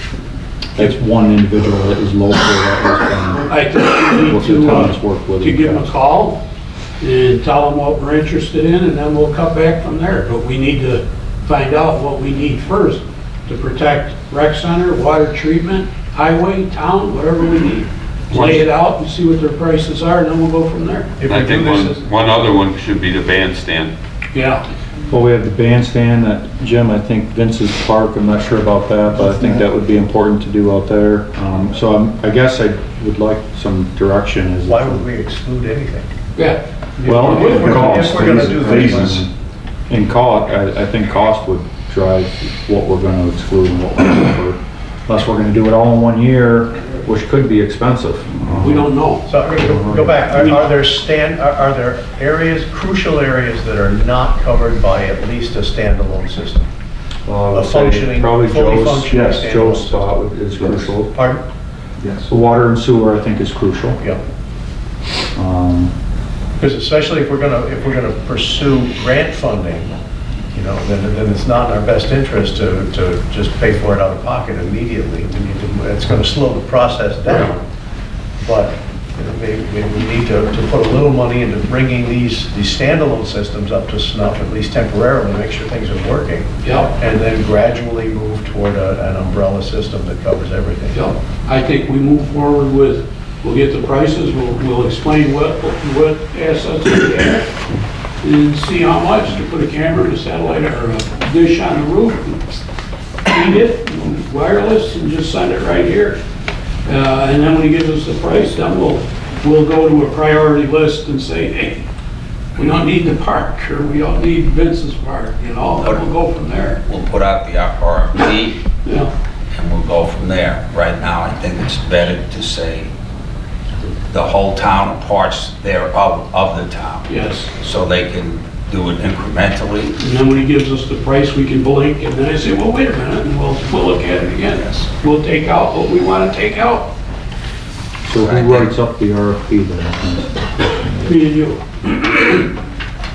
Sound good? Yeah, I've never done one. Okay. Yes, you have. Yeah. Yeah.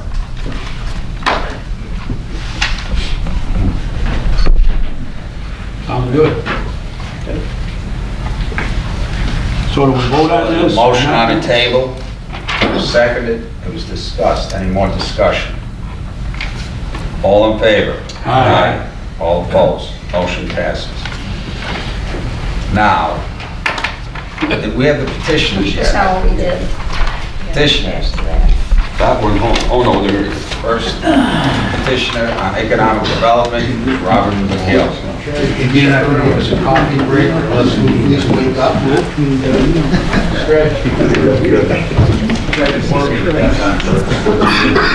I'm Robert Ellisville, Jr. I'm doing business in Seneca Falls. I'm here to talk about economic development.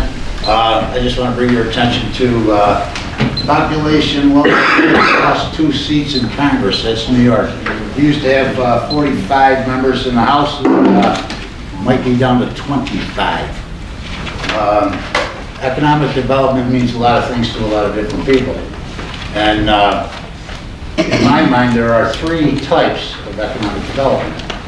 There's positive, there's neutral, and there's negative.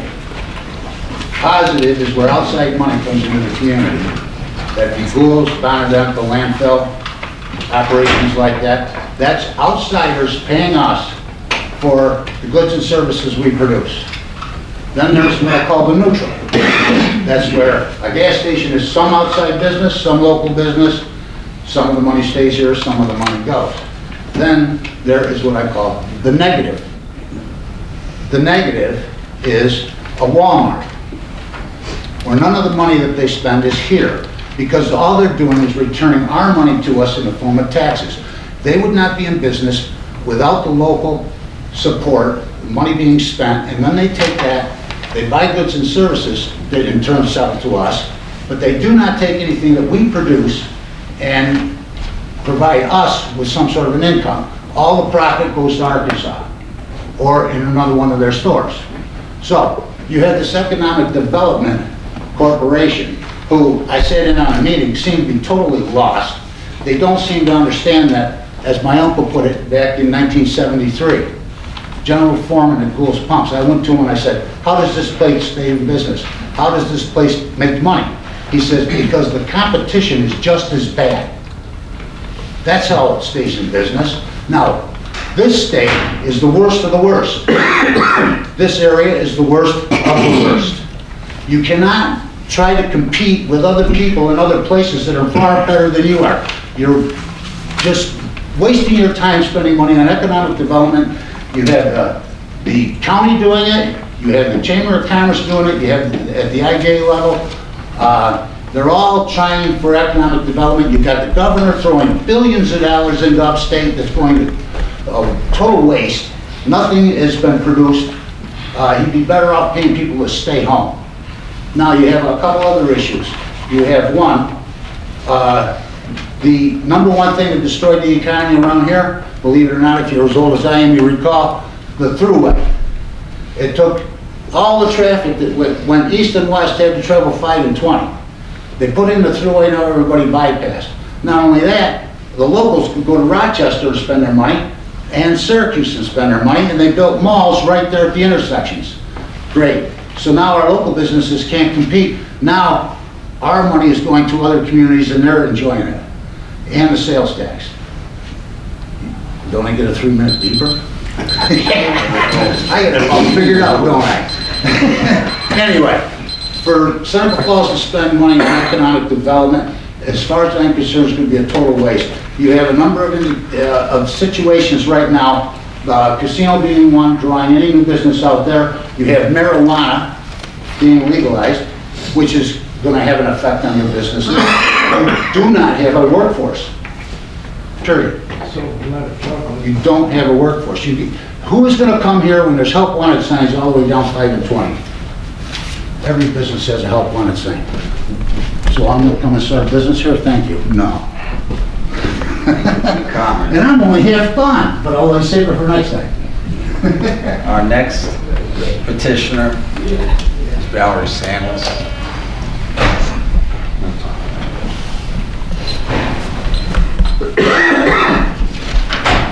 As always, thank you for the opportunity to speak. I am Valerie Stanless. I live in Seneca Falls. I'm here to speak on behalf of the Seneca Falls Environmental Action Committee.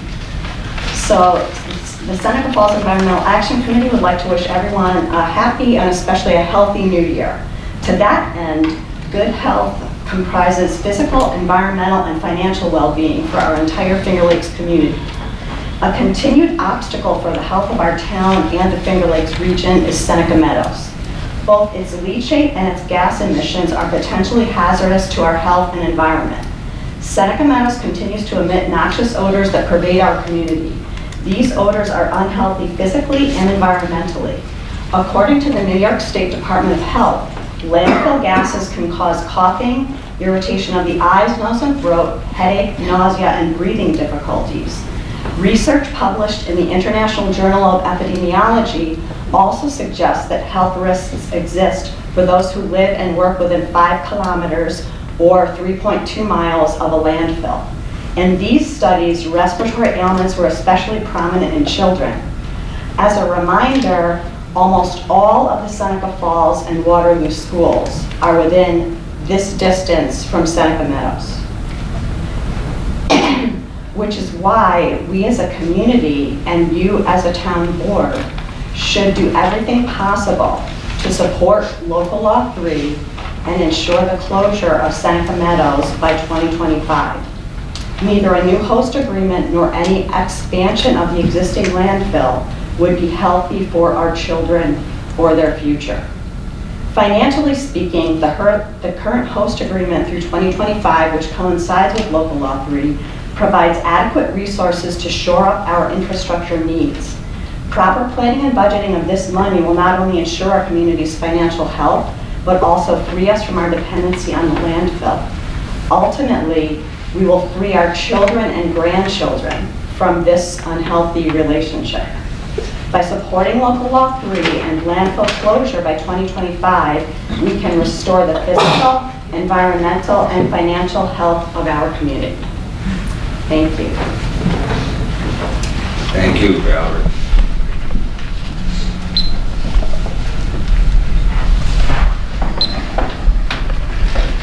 Okay, I make a motion to approve the minutes from the special meeting on November 9th, 2018, the special meeting on November 14th, 2018, and a regular monthly meeting on December 4th, 2018. Second.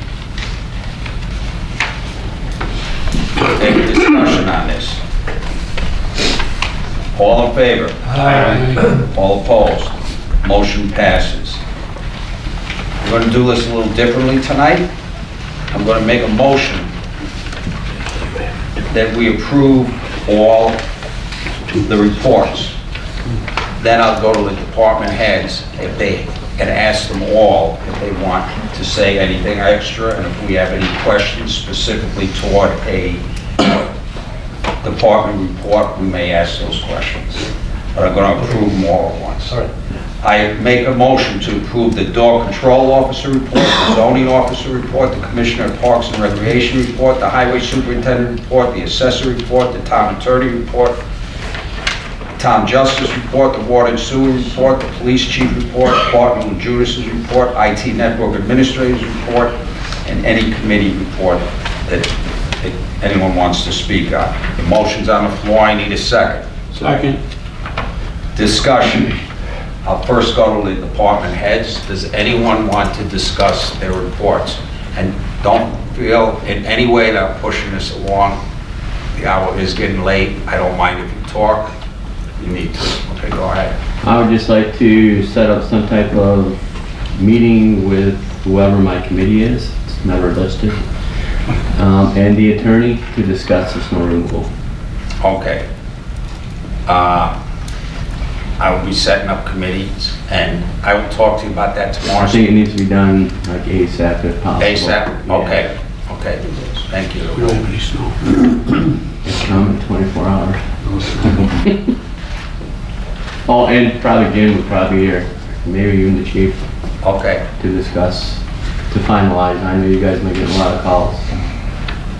Okay. With calls, I mean, Yes. something's gotta be done. Yeah, that needs to be clarified, and we haven't had the, we need to change some things in that. There were people that were very concerned about the card that we sent out about that Yeah. language. And then when this morning's newspaper hit, with promising jail terms for snow removal scofflaws. I didn't see that. I didn't get the paper this morning. So, yeah, it does need to be dealt with. Yeah, no, understood. I think we all understand that. I think the intention is to make sure that our town is healthy and safe for people who don't have the use of vehicles, to be walking on sidewalks, for kids walking to school. And so we have to come up with a plan that can work. And you know, base it on what other towns do too. And I've talked to some other towns, but we can do that after we speak with them. All right, so this is going to go to committee first? Yes. All right. Okay. Yes, Jim. I just got 3 quick things here. A lot of street lights are out in the town. I have got some calls on that. I have talked to NICEC. They're all turned in, quite a few of them. Just want the public to know, they're probably 2 months behind, so I just wanted you to know that. Christmas tree pickup is gonna be the 22nd of January. You get the trees out there, or they can bring it in my shop.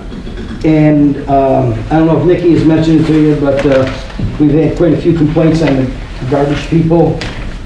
The new ones we just come on, that they're throwing the garbage cans wherever they want, tipping them over, just so the board's aware that they're not setting them down, we're putting them wherever they want. We talked to them about that. Okay. We All right. called them today. That's all I got. We got a number of them. Nikki's got it. There. Anything else? Yes, Chief. Just real quickly, I wanted to remind the board and the rest of the community watching that Women's March is coming up on Saturday, the 19th. We're expecting to have anywhere, I would say, between 10 and 20,000 people in the town.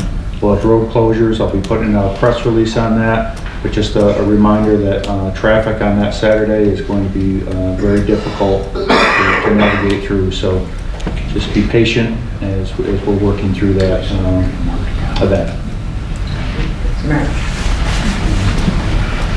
Thank you, Chief, for bringing that up. Any other department heads? Yes. Very quickly, just update everyone here on the HPC. As you know, there is a report out. I emailed to each one of you the report on the building itself. I would ask you to review it, but it's a draft report, so therefore please do not release that. It's for board members, but it will answer, I believe, your questions. If I have received many from most of the board members, it'll answer your questions. Number 2, notification from Mark McNamara, our eminent domain counsel, and the decision was not released on the December 23rd court calendar, and I believe the next release is for February 1st. So for those who are looking for a decision on that, it'll probably be in the February 1st batch that they released, but it was not on the early, which I didn't expect it to be on the December 23rd one. And because of the eminent domain procedure, you have to get evaluations of all the properties affected for easements. And those are just about resolved, and each one of the entities from the Elks Club on one side all the way down to the Women's Hall of Fame on the other basically have been contacted in one way or another, and we should be getting some written reports in for that. Finally, on the bond resolution and on the Environmental Facilities Corporation, by December 31, all the documentation was submitted. It is in. I want to just give a huge shout out to Ted Trespass, who did an outstanding job under some very difficult circumstances of getting all the documentation assembled, properly funneled, and put into a form that the EFC would accept. Hopefully, at this point, we have complied with our end of this by December 31st. All the documentation should be in. A lot of work on that. That occupied probably, I spent a few vacation days because of the holidays out of the area, and that basically took 3 days of contact during the day, trying to make sure that everything got in, but it's in. I'd also like to thank Nikki Greer for getting all that paperwork sent out, faxed out to Ted. She worked real hard on getting along, finding everything and getting it out to him. Thank you.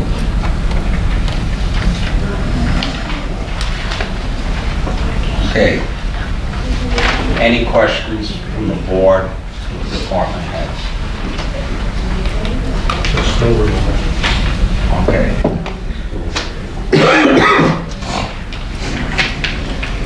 We have the number of calls we each got. And mine too. Okay.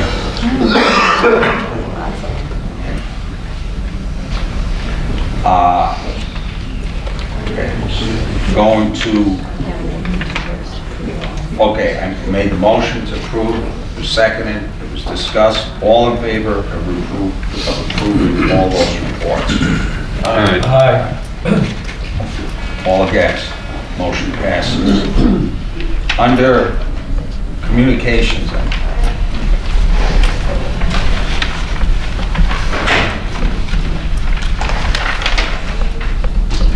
didn't move them one at a time.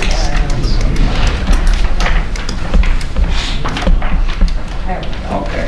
Make a move to approve all communications received and filed on January 2nd, 2019. Second. Discussion.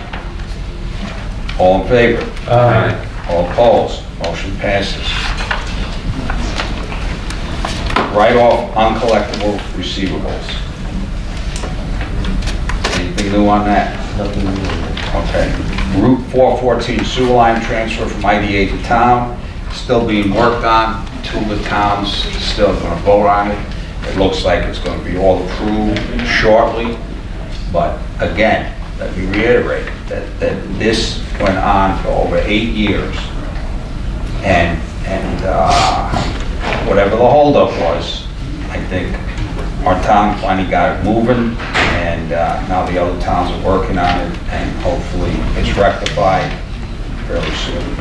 We made a lot of progress at the last county meeting, a lot of clarification of a lot of issues and a good presentation by the parties involved. So we are making substantial movement on it to the bottom line agreement, but understand every single line of this agreement, anybody that has any information they want to add is going in, so it's slow going, but we're getting there.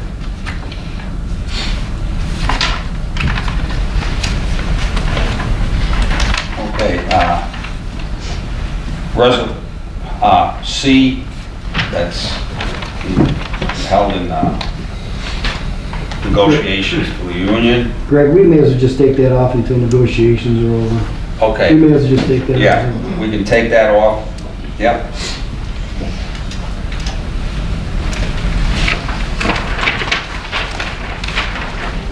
To the board members on It's Wonderful Life Museum. No. This, This is the sign. yeah, It's Wonderful Life Yeah. request for signage, and so it's a request for signage from the Wonderful Life Museum. Has to do with the previous mail that they sent us.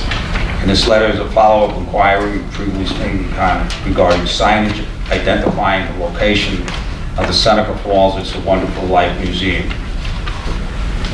I've talked to them at a few functions, and I was at the same ones with you.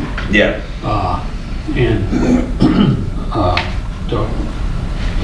I asked Mike Mears and I asked Fred Capozzi, and I guess they're a little confused on where they want them. Yeah. But what they're thinking is where it says, "Welcome to Seneca Falls," maybe they could put something there that says "Home of the Wonderful Life" or something like that. I said, well, when you get it finalized, let us know. Or even like Wonderful Life Museum, Yeah, someone such, Yeah. whatever the address is, so Fall they Street now. haven't, yeah, they haven't really, there's still a lot of discussion amongst the board. I mean, that'd be simple, Wonderful Life Museum, Yeah. such and such, Fall Street. They also didn't want to deal with it during December while they were working so hard on It's a Wonderful Life, so we'll get back at it. Does that, one thing though, because of the auditors and because of when they come up, they gave us, and even when the auditors were here, they stated that when they give us final reports, there's going to be some things that they're going to say you're going to have to do, but other things are going to be recommendations. There's another word they use that's synonymous with recommendations, and findings. Well, yeah, they're findings. And even with their findings, we're not obligated to follow through with their findings. They're only suggestions.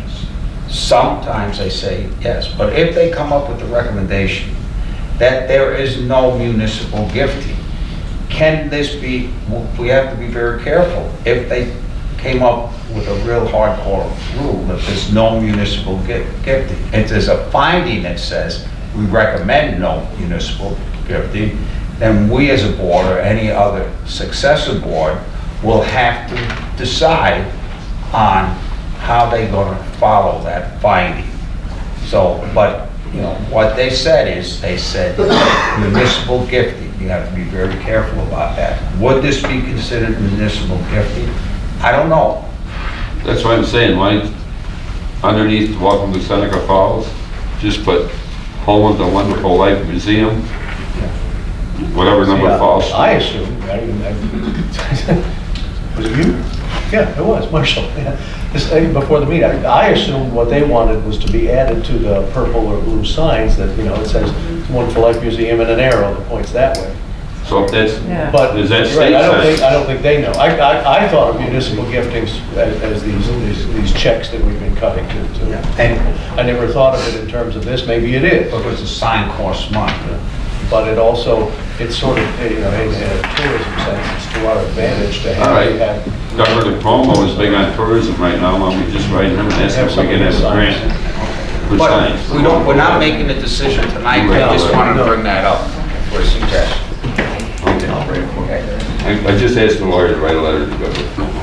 And they may have to deal with the HPC, depends on location of the sign. Mr. Forster, Yes, sir. we're going to need you for this. I know. Okay, sale of surplus real properties. Right now, recently, the old village hall, the gentleman decided not to buy it, so that's back in our hands, and Has the checks been returned in? the checks have been returned. The other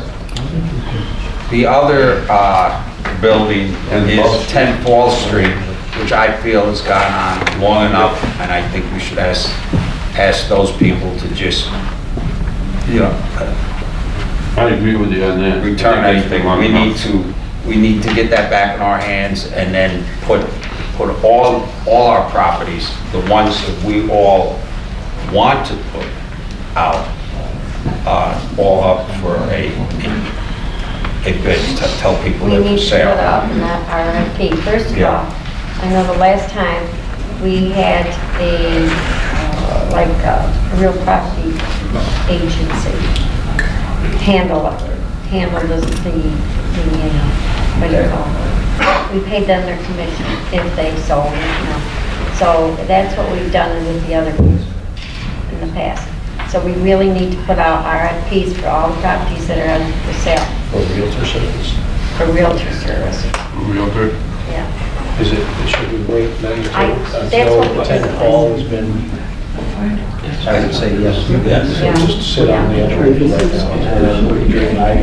I don't generally like the idea of going with realtor services. I think the accomplishment really by bidding, because there are sales of unused property or available property are watched very closely.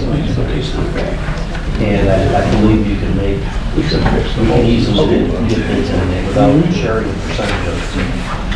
We want to do the condo too. We'll talk about that. I know there's been some concern about that, and I think we have to take that into consideration.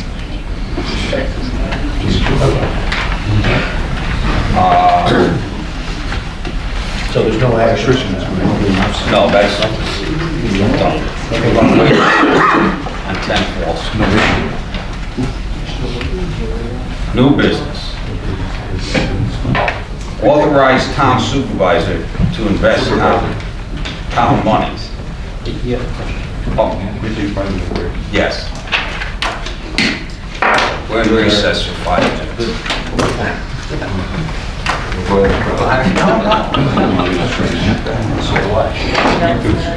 That's where I was at. At least 10 minutes. 20 is recommended. Is it? Where I was at, fall back.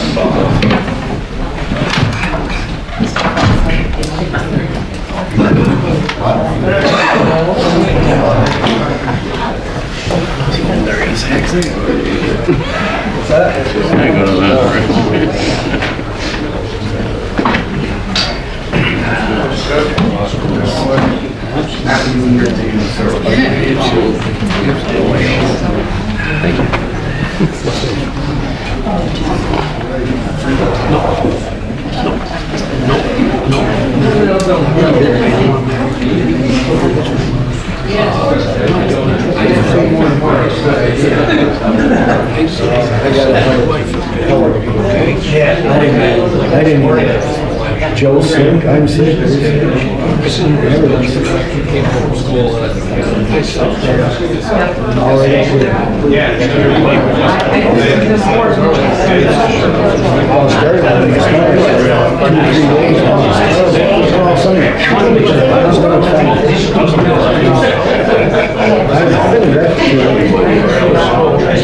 Sunday and today, some reason I came away, I knew they were gonna bring some stuff. Other than that, I was. That word was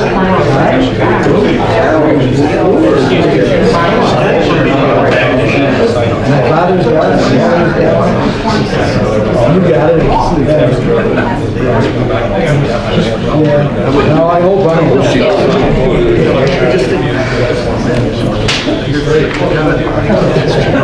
Yeah, he'll get it now, right?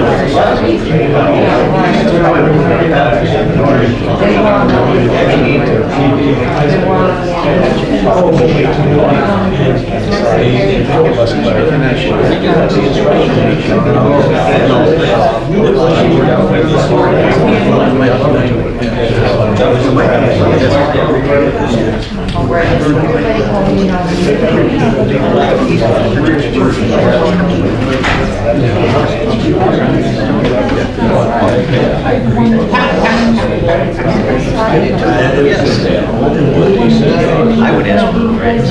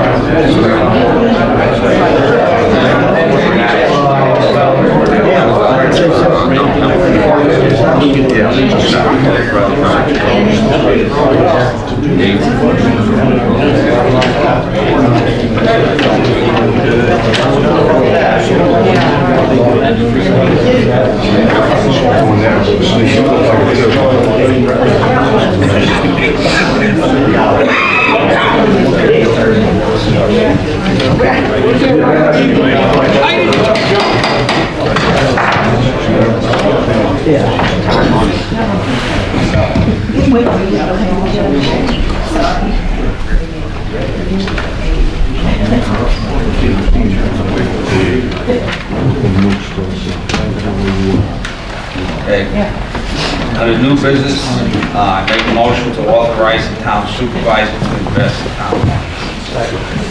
Discussion.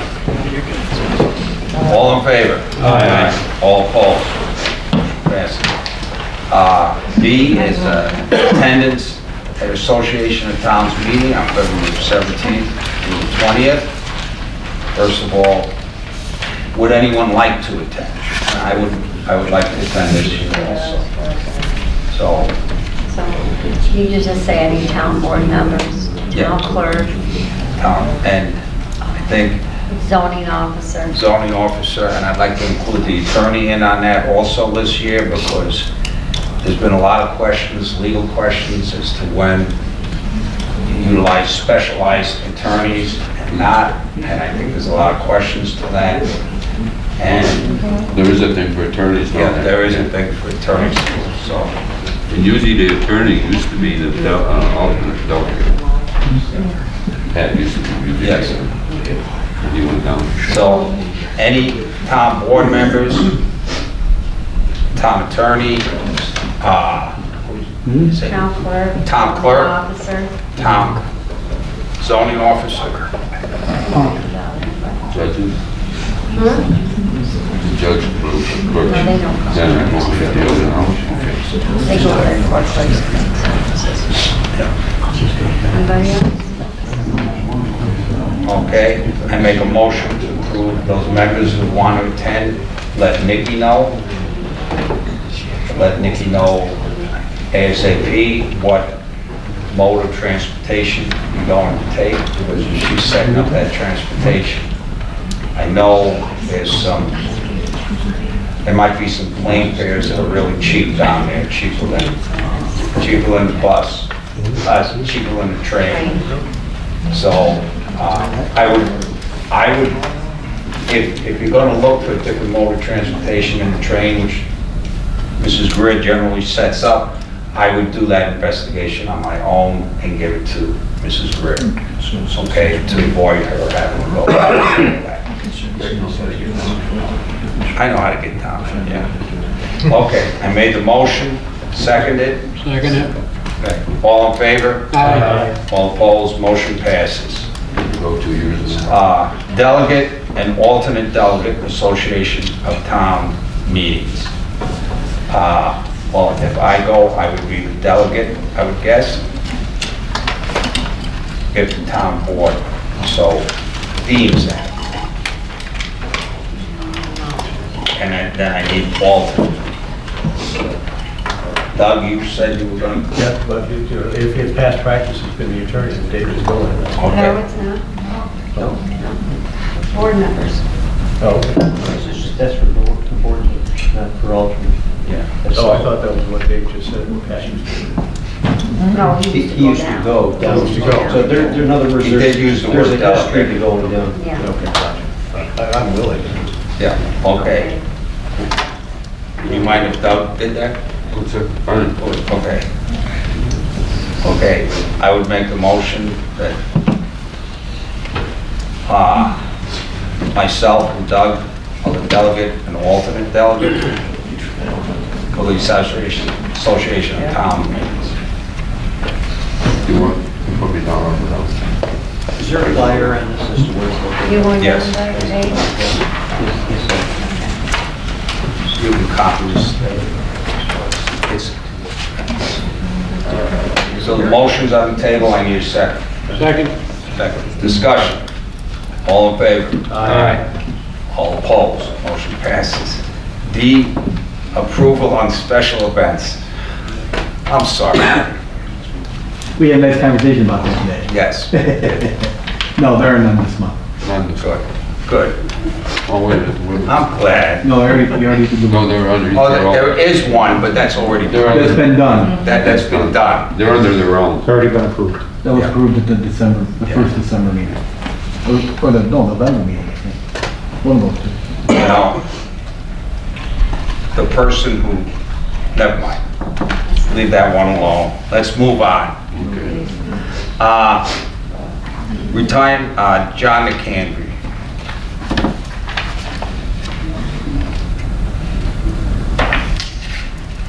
John McCandry handed in his resignation.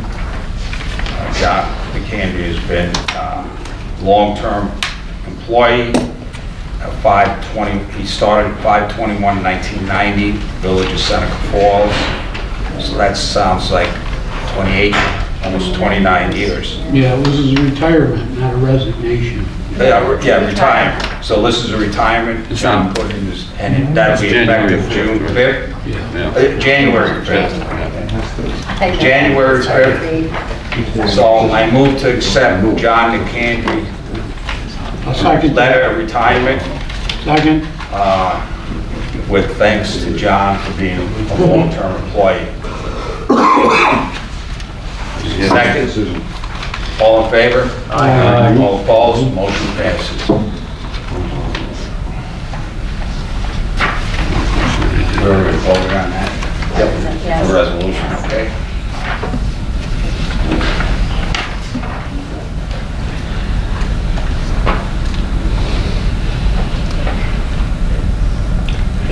I move to table the next one, that's, Cool exemption. no, okay, no, Now we're on the resolutions now. yeah, These two. okay, The next in our packet is this letter from the historical. yeah, I'll get that. Resolution introducing local law Cold War exemption, okay, No. Now, okay, what we really need to do is the town attorney is supposed to make up a resolution and present it to the board. It has to be laid on the board, on the table of the town board prior. And that's the one that sets the date for the public hearing. okay. So we need a resolution from Mr. Foster for both of those. Okay, for And resolution, it spells out what it's all about. okay, I think these two are important enough that we can have the public hearing on the same date, but we need to get back You to... have to have the resolutions Yeah, first. we have to have the resolutions, That's So- local law procedure. yes. We can't even set a date yet. So, can we set a date for a meeting for No, those? because you gotta lay that law on the table of the board members. No, what I'm saying, could we have a meeting to lay those two resolutions on the table for the board members so we can vote on a date sometime in February? Because I don't think the resolution introducing local law for cold war exemption is going to get a lot of people here. But I think the other one will. So if we can have those two, public hearings on the same night, sometime within the next 2-3 weeks, Make a special meeting No. to have these resolutions. lay it on the table, that's what I'm Yeah, asking. you can do the resolutions, have a special meeting just to do that. Does anyone have a Set a calendar? date for public hearing. Let me see. Also have Just to for what? The January. judge, but I don't get the judge's calendar either. It's there. Here. Yes, it's you gotta give it time to be published. It should be within the I'm going all next week. Be gone all next week. Okay, how about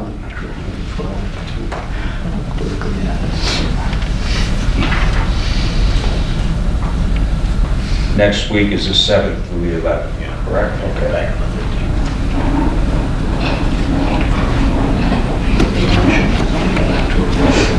How about the 14th? Monday the 14th at, you want to do 5 o'clock? I can't tell without my calendar. I didn't know that. That's his calendar. There's something on January. Yeah, reading those resolutions, setting a date for public hearing. That's what we'll do with those meetings. Did you say for time? 5 o'clock? I don't think that'll take that long.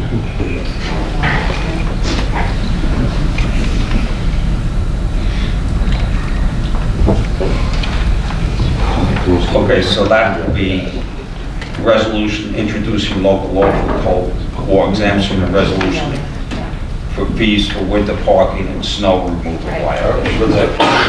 Meeting be ready with a resolution on snow removal?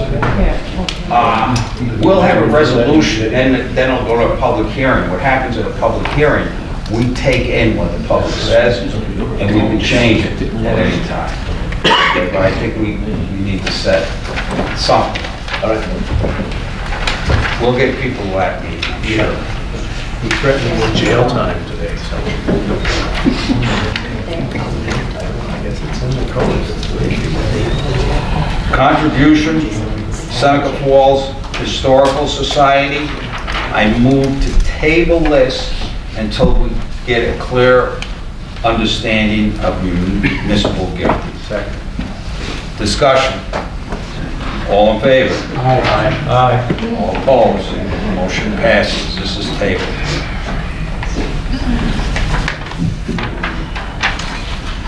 Make a motion to accept the resignation of Sergeant Sue Loretti.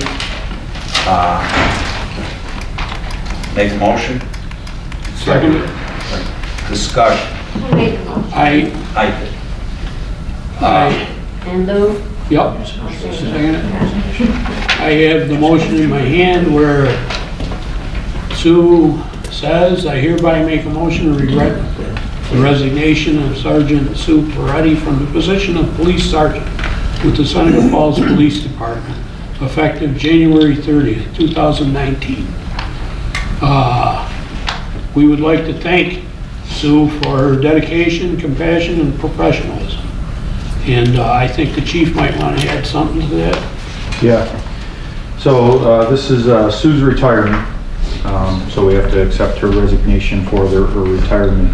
She began her law enforcement career in 1989 with the Seneca County Sheriff's Department, and Sue Peretti is well known as Sue Hawker, so she just recently went back to her maiden name, just to clarify that. Sue joined the police department in 1994 and was promoted to sergeant in 2011. And I think one noteworthy thing with Sue is, you know, she was an asset to our department with knowing everybody in the community. and having a very good knowledge base of that. She's also going to be remembered forever for being the first female police officer in the Seneca Falls Police Department in Seneca Falls history at the birthplace of the women's rights. So I too would like to thank Sue Hawker for her many years of dedication and professionalism to our agency, and I wish her nothing but a long and healthy retirement. Is Sue here tonight, Tim? No? Yeah, I'd like to comment on that too. She was an excellent officer. She was a friend to everybody, and I wish her well too.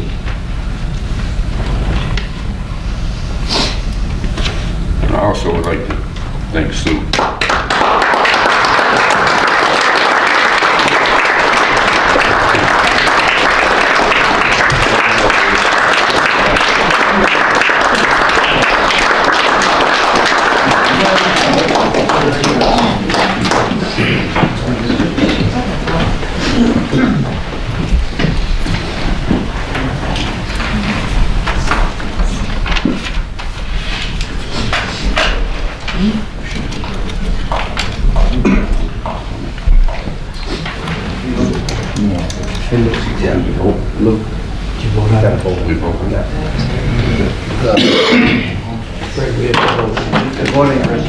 Okay, the resolution, vote on Sue. To accept Sue's resignation, all in favor? Aye. All opposed, motion passes. And the next resolution is to backfill, therefore be resolved that the town board accept backfilling the vacant sergeant position along with appropriate full-time police officer position created by the promotion. The motion on the floor. I'll second that. Discussion. I will be voting no on this for my usual reasons. I don't think they have to be talked about it. If anyone would like to sit down with me and talk about it, you're more than welcome to. So the motion on the floor was seconded. Discussion. All in favor? Aye. All opposed? Nay.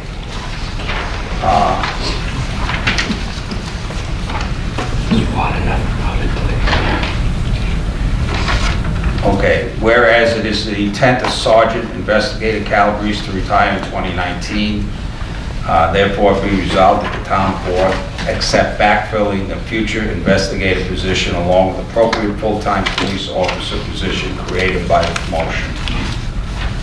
There's a motion on the floor, I need a second. Second. Discussion.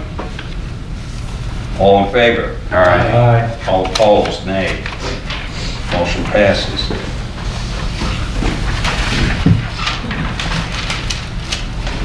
Chief, do we have another motion that I failed to read? Attendance?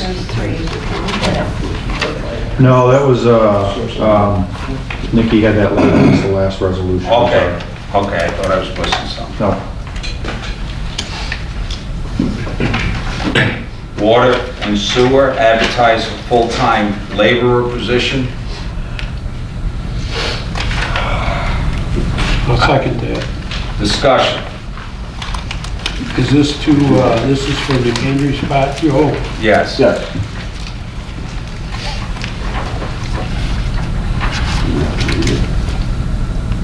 All in favor? Aye. All opposed? Motion passes.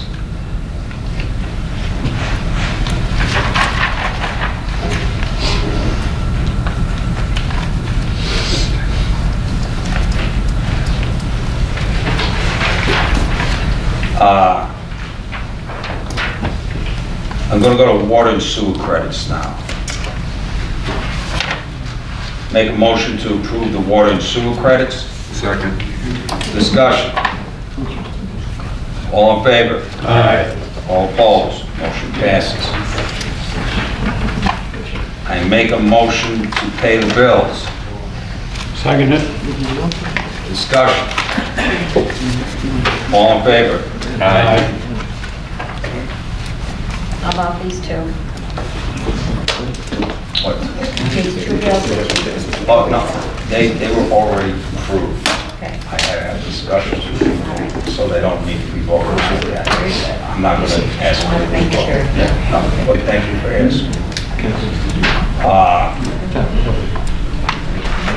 We'll go back to N, discussion on appropriate third quarter landfill revenues. Lou? Second it. No. Well, that's a good discussion.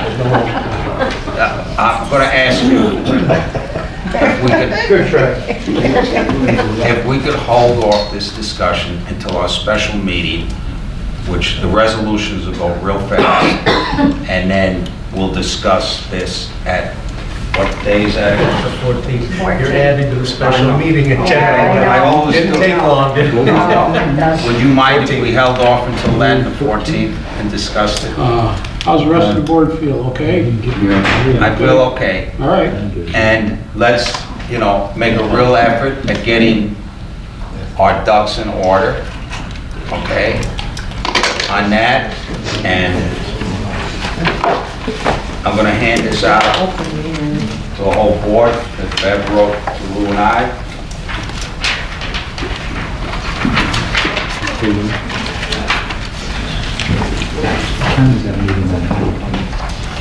Read that. We'll go from there, okay? What about this? Zero rates. Yeah, that was in with, the mileage was in with the board bills. Okay. She just wanted everybody to have a copy of it. Oh, okay. Is there any more issues that need to be discussed by this board tonight? Okay, make a motion to adjourn.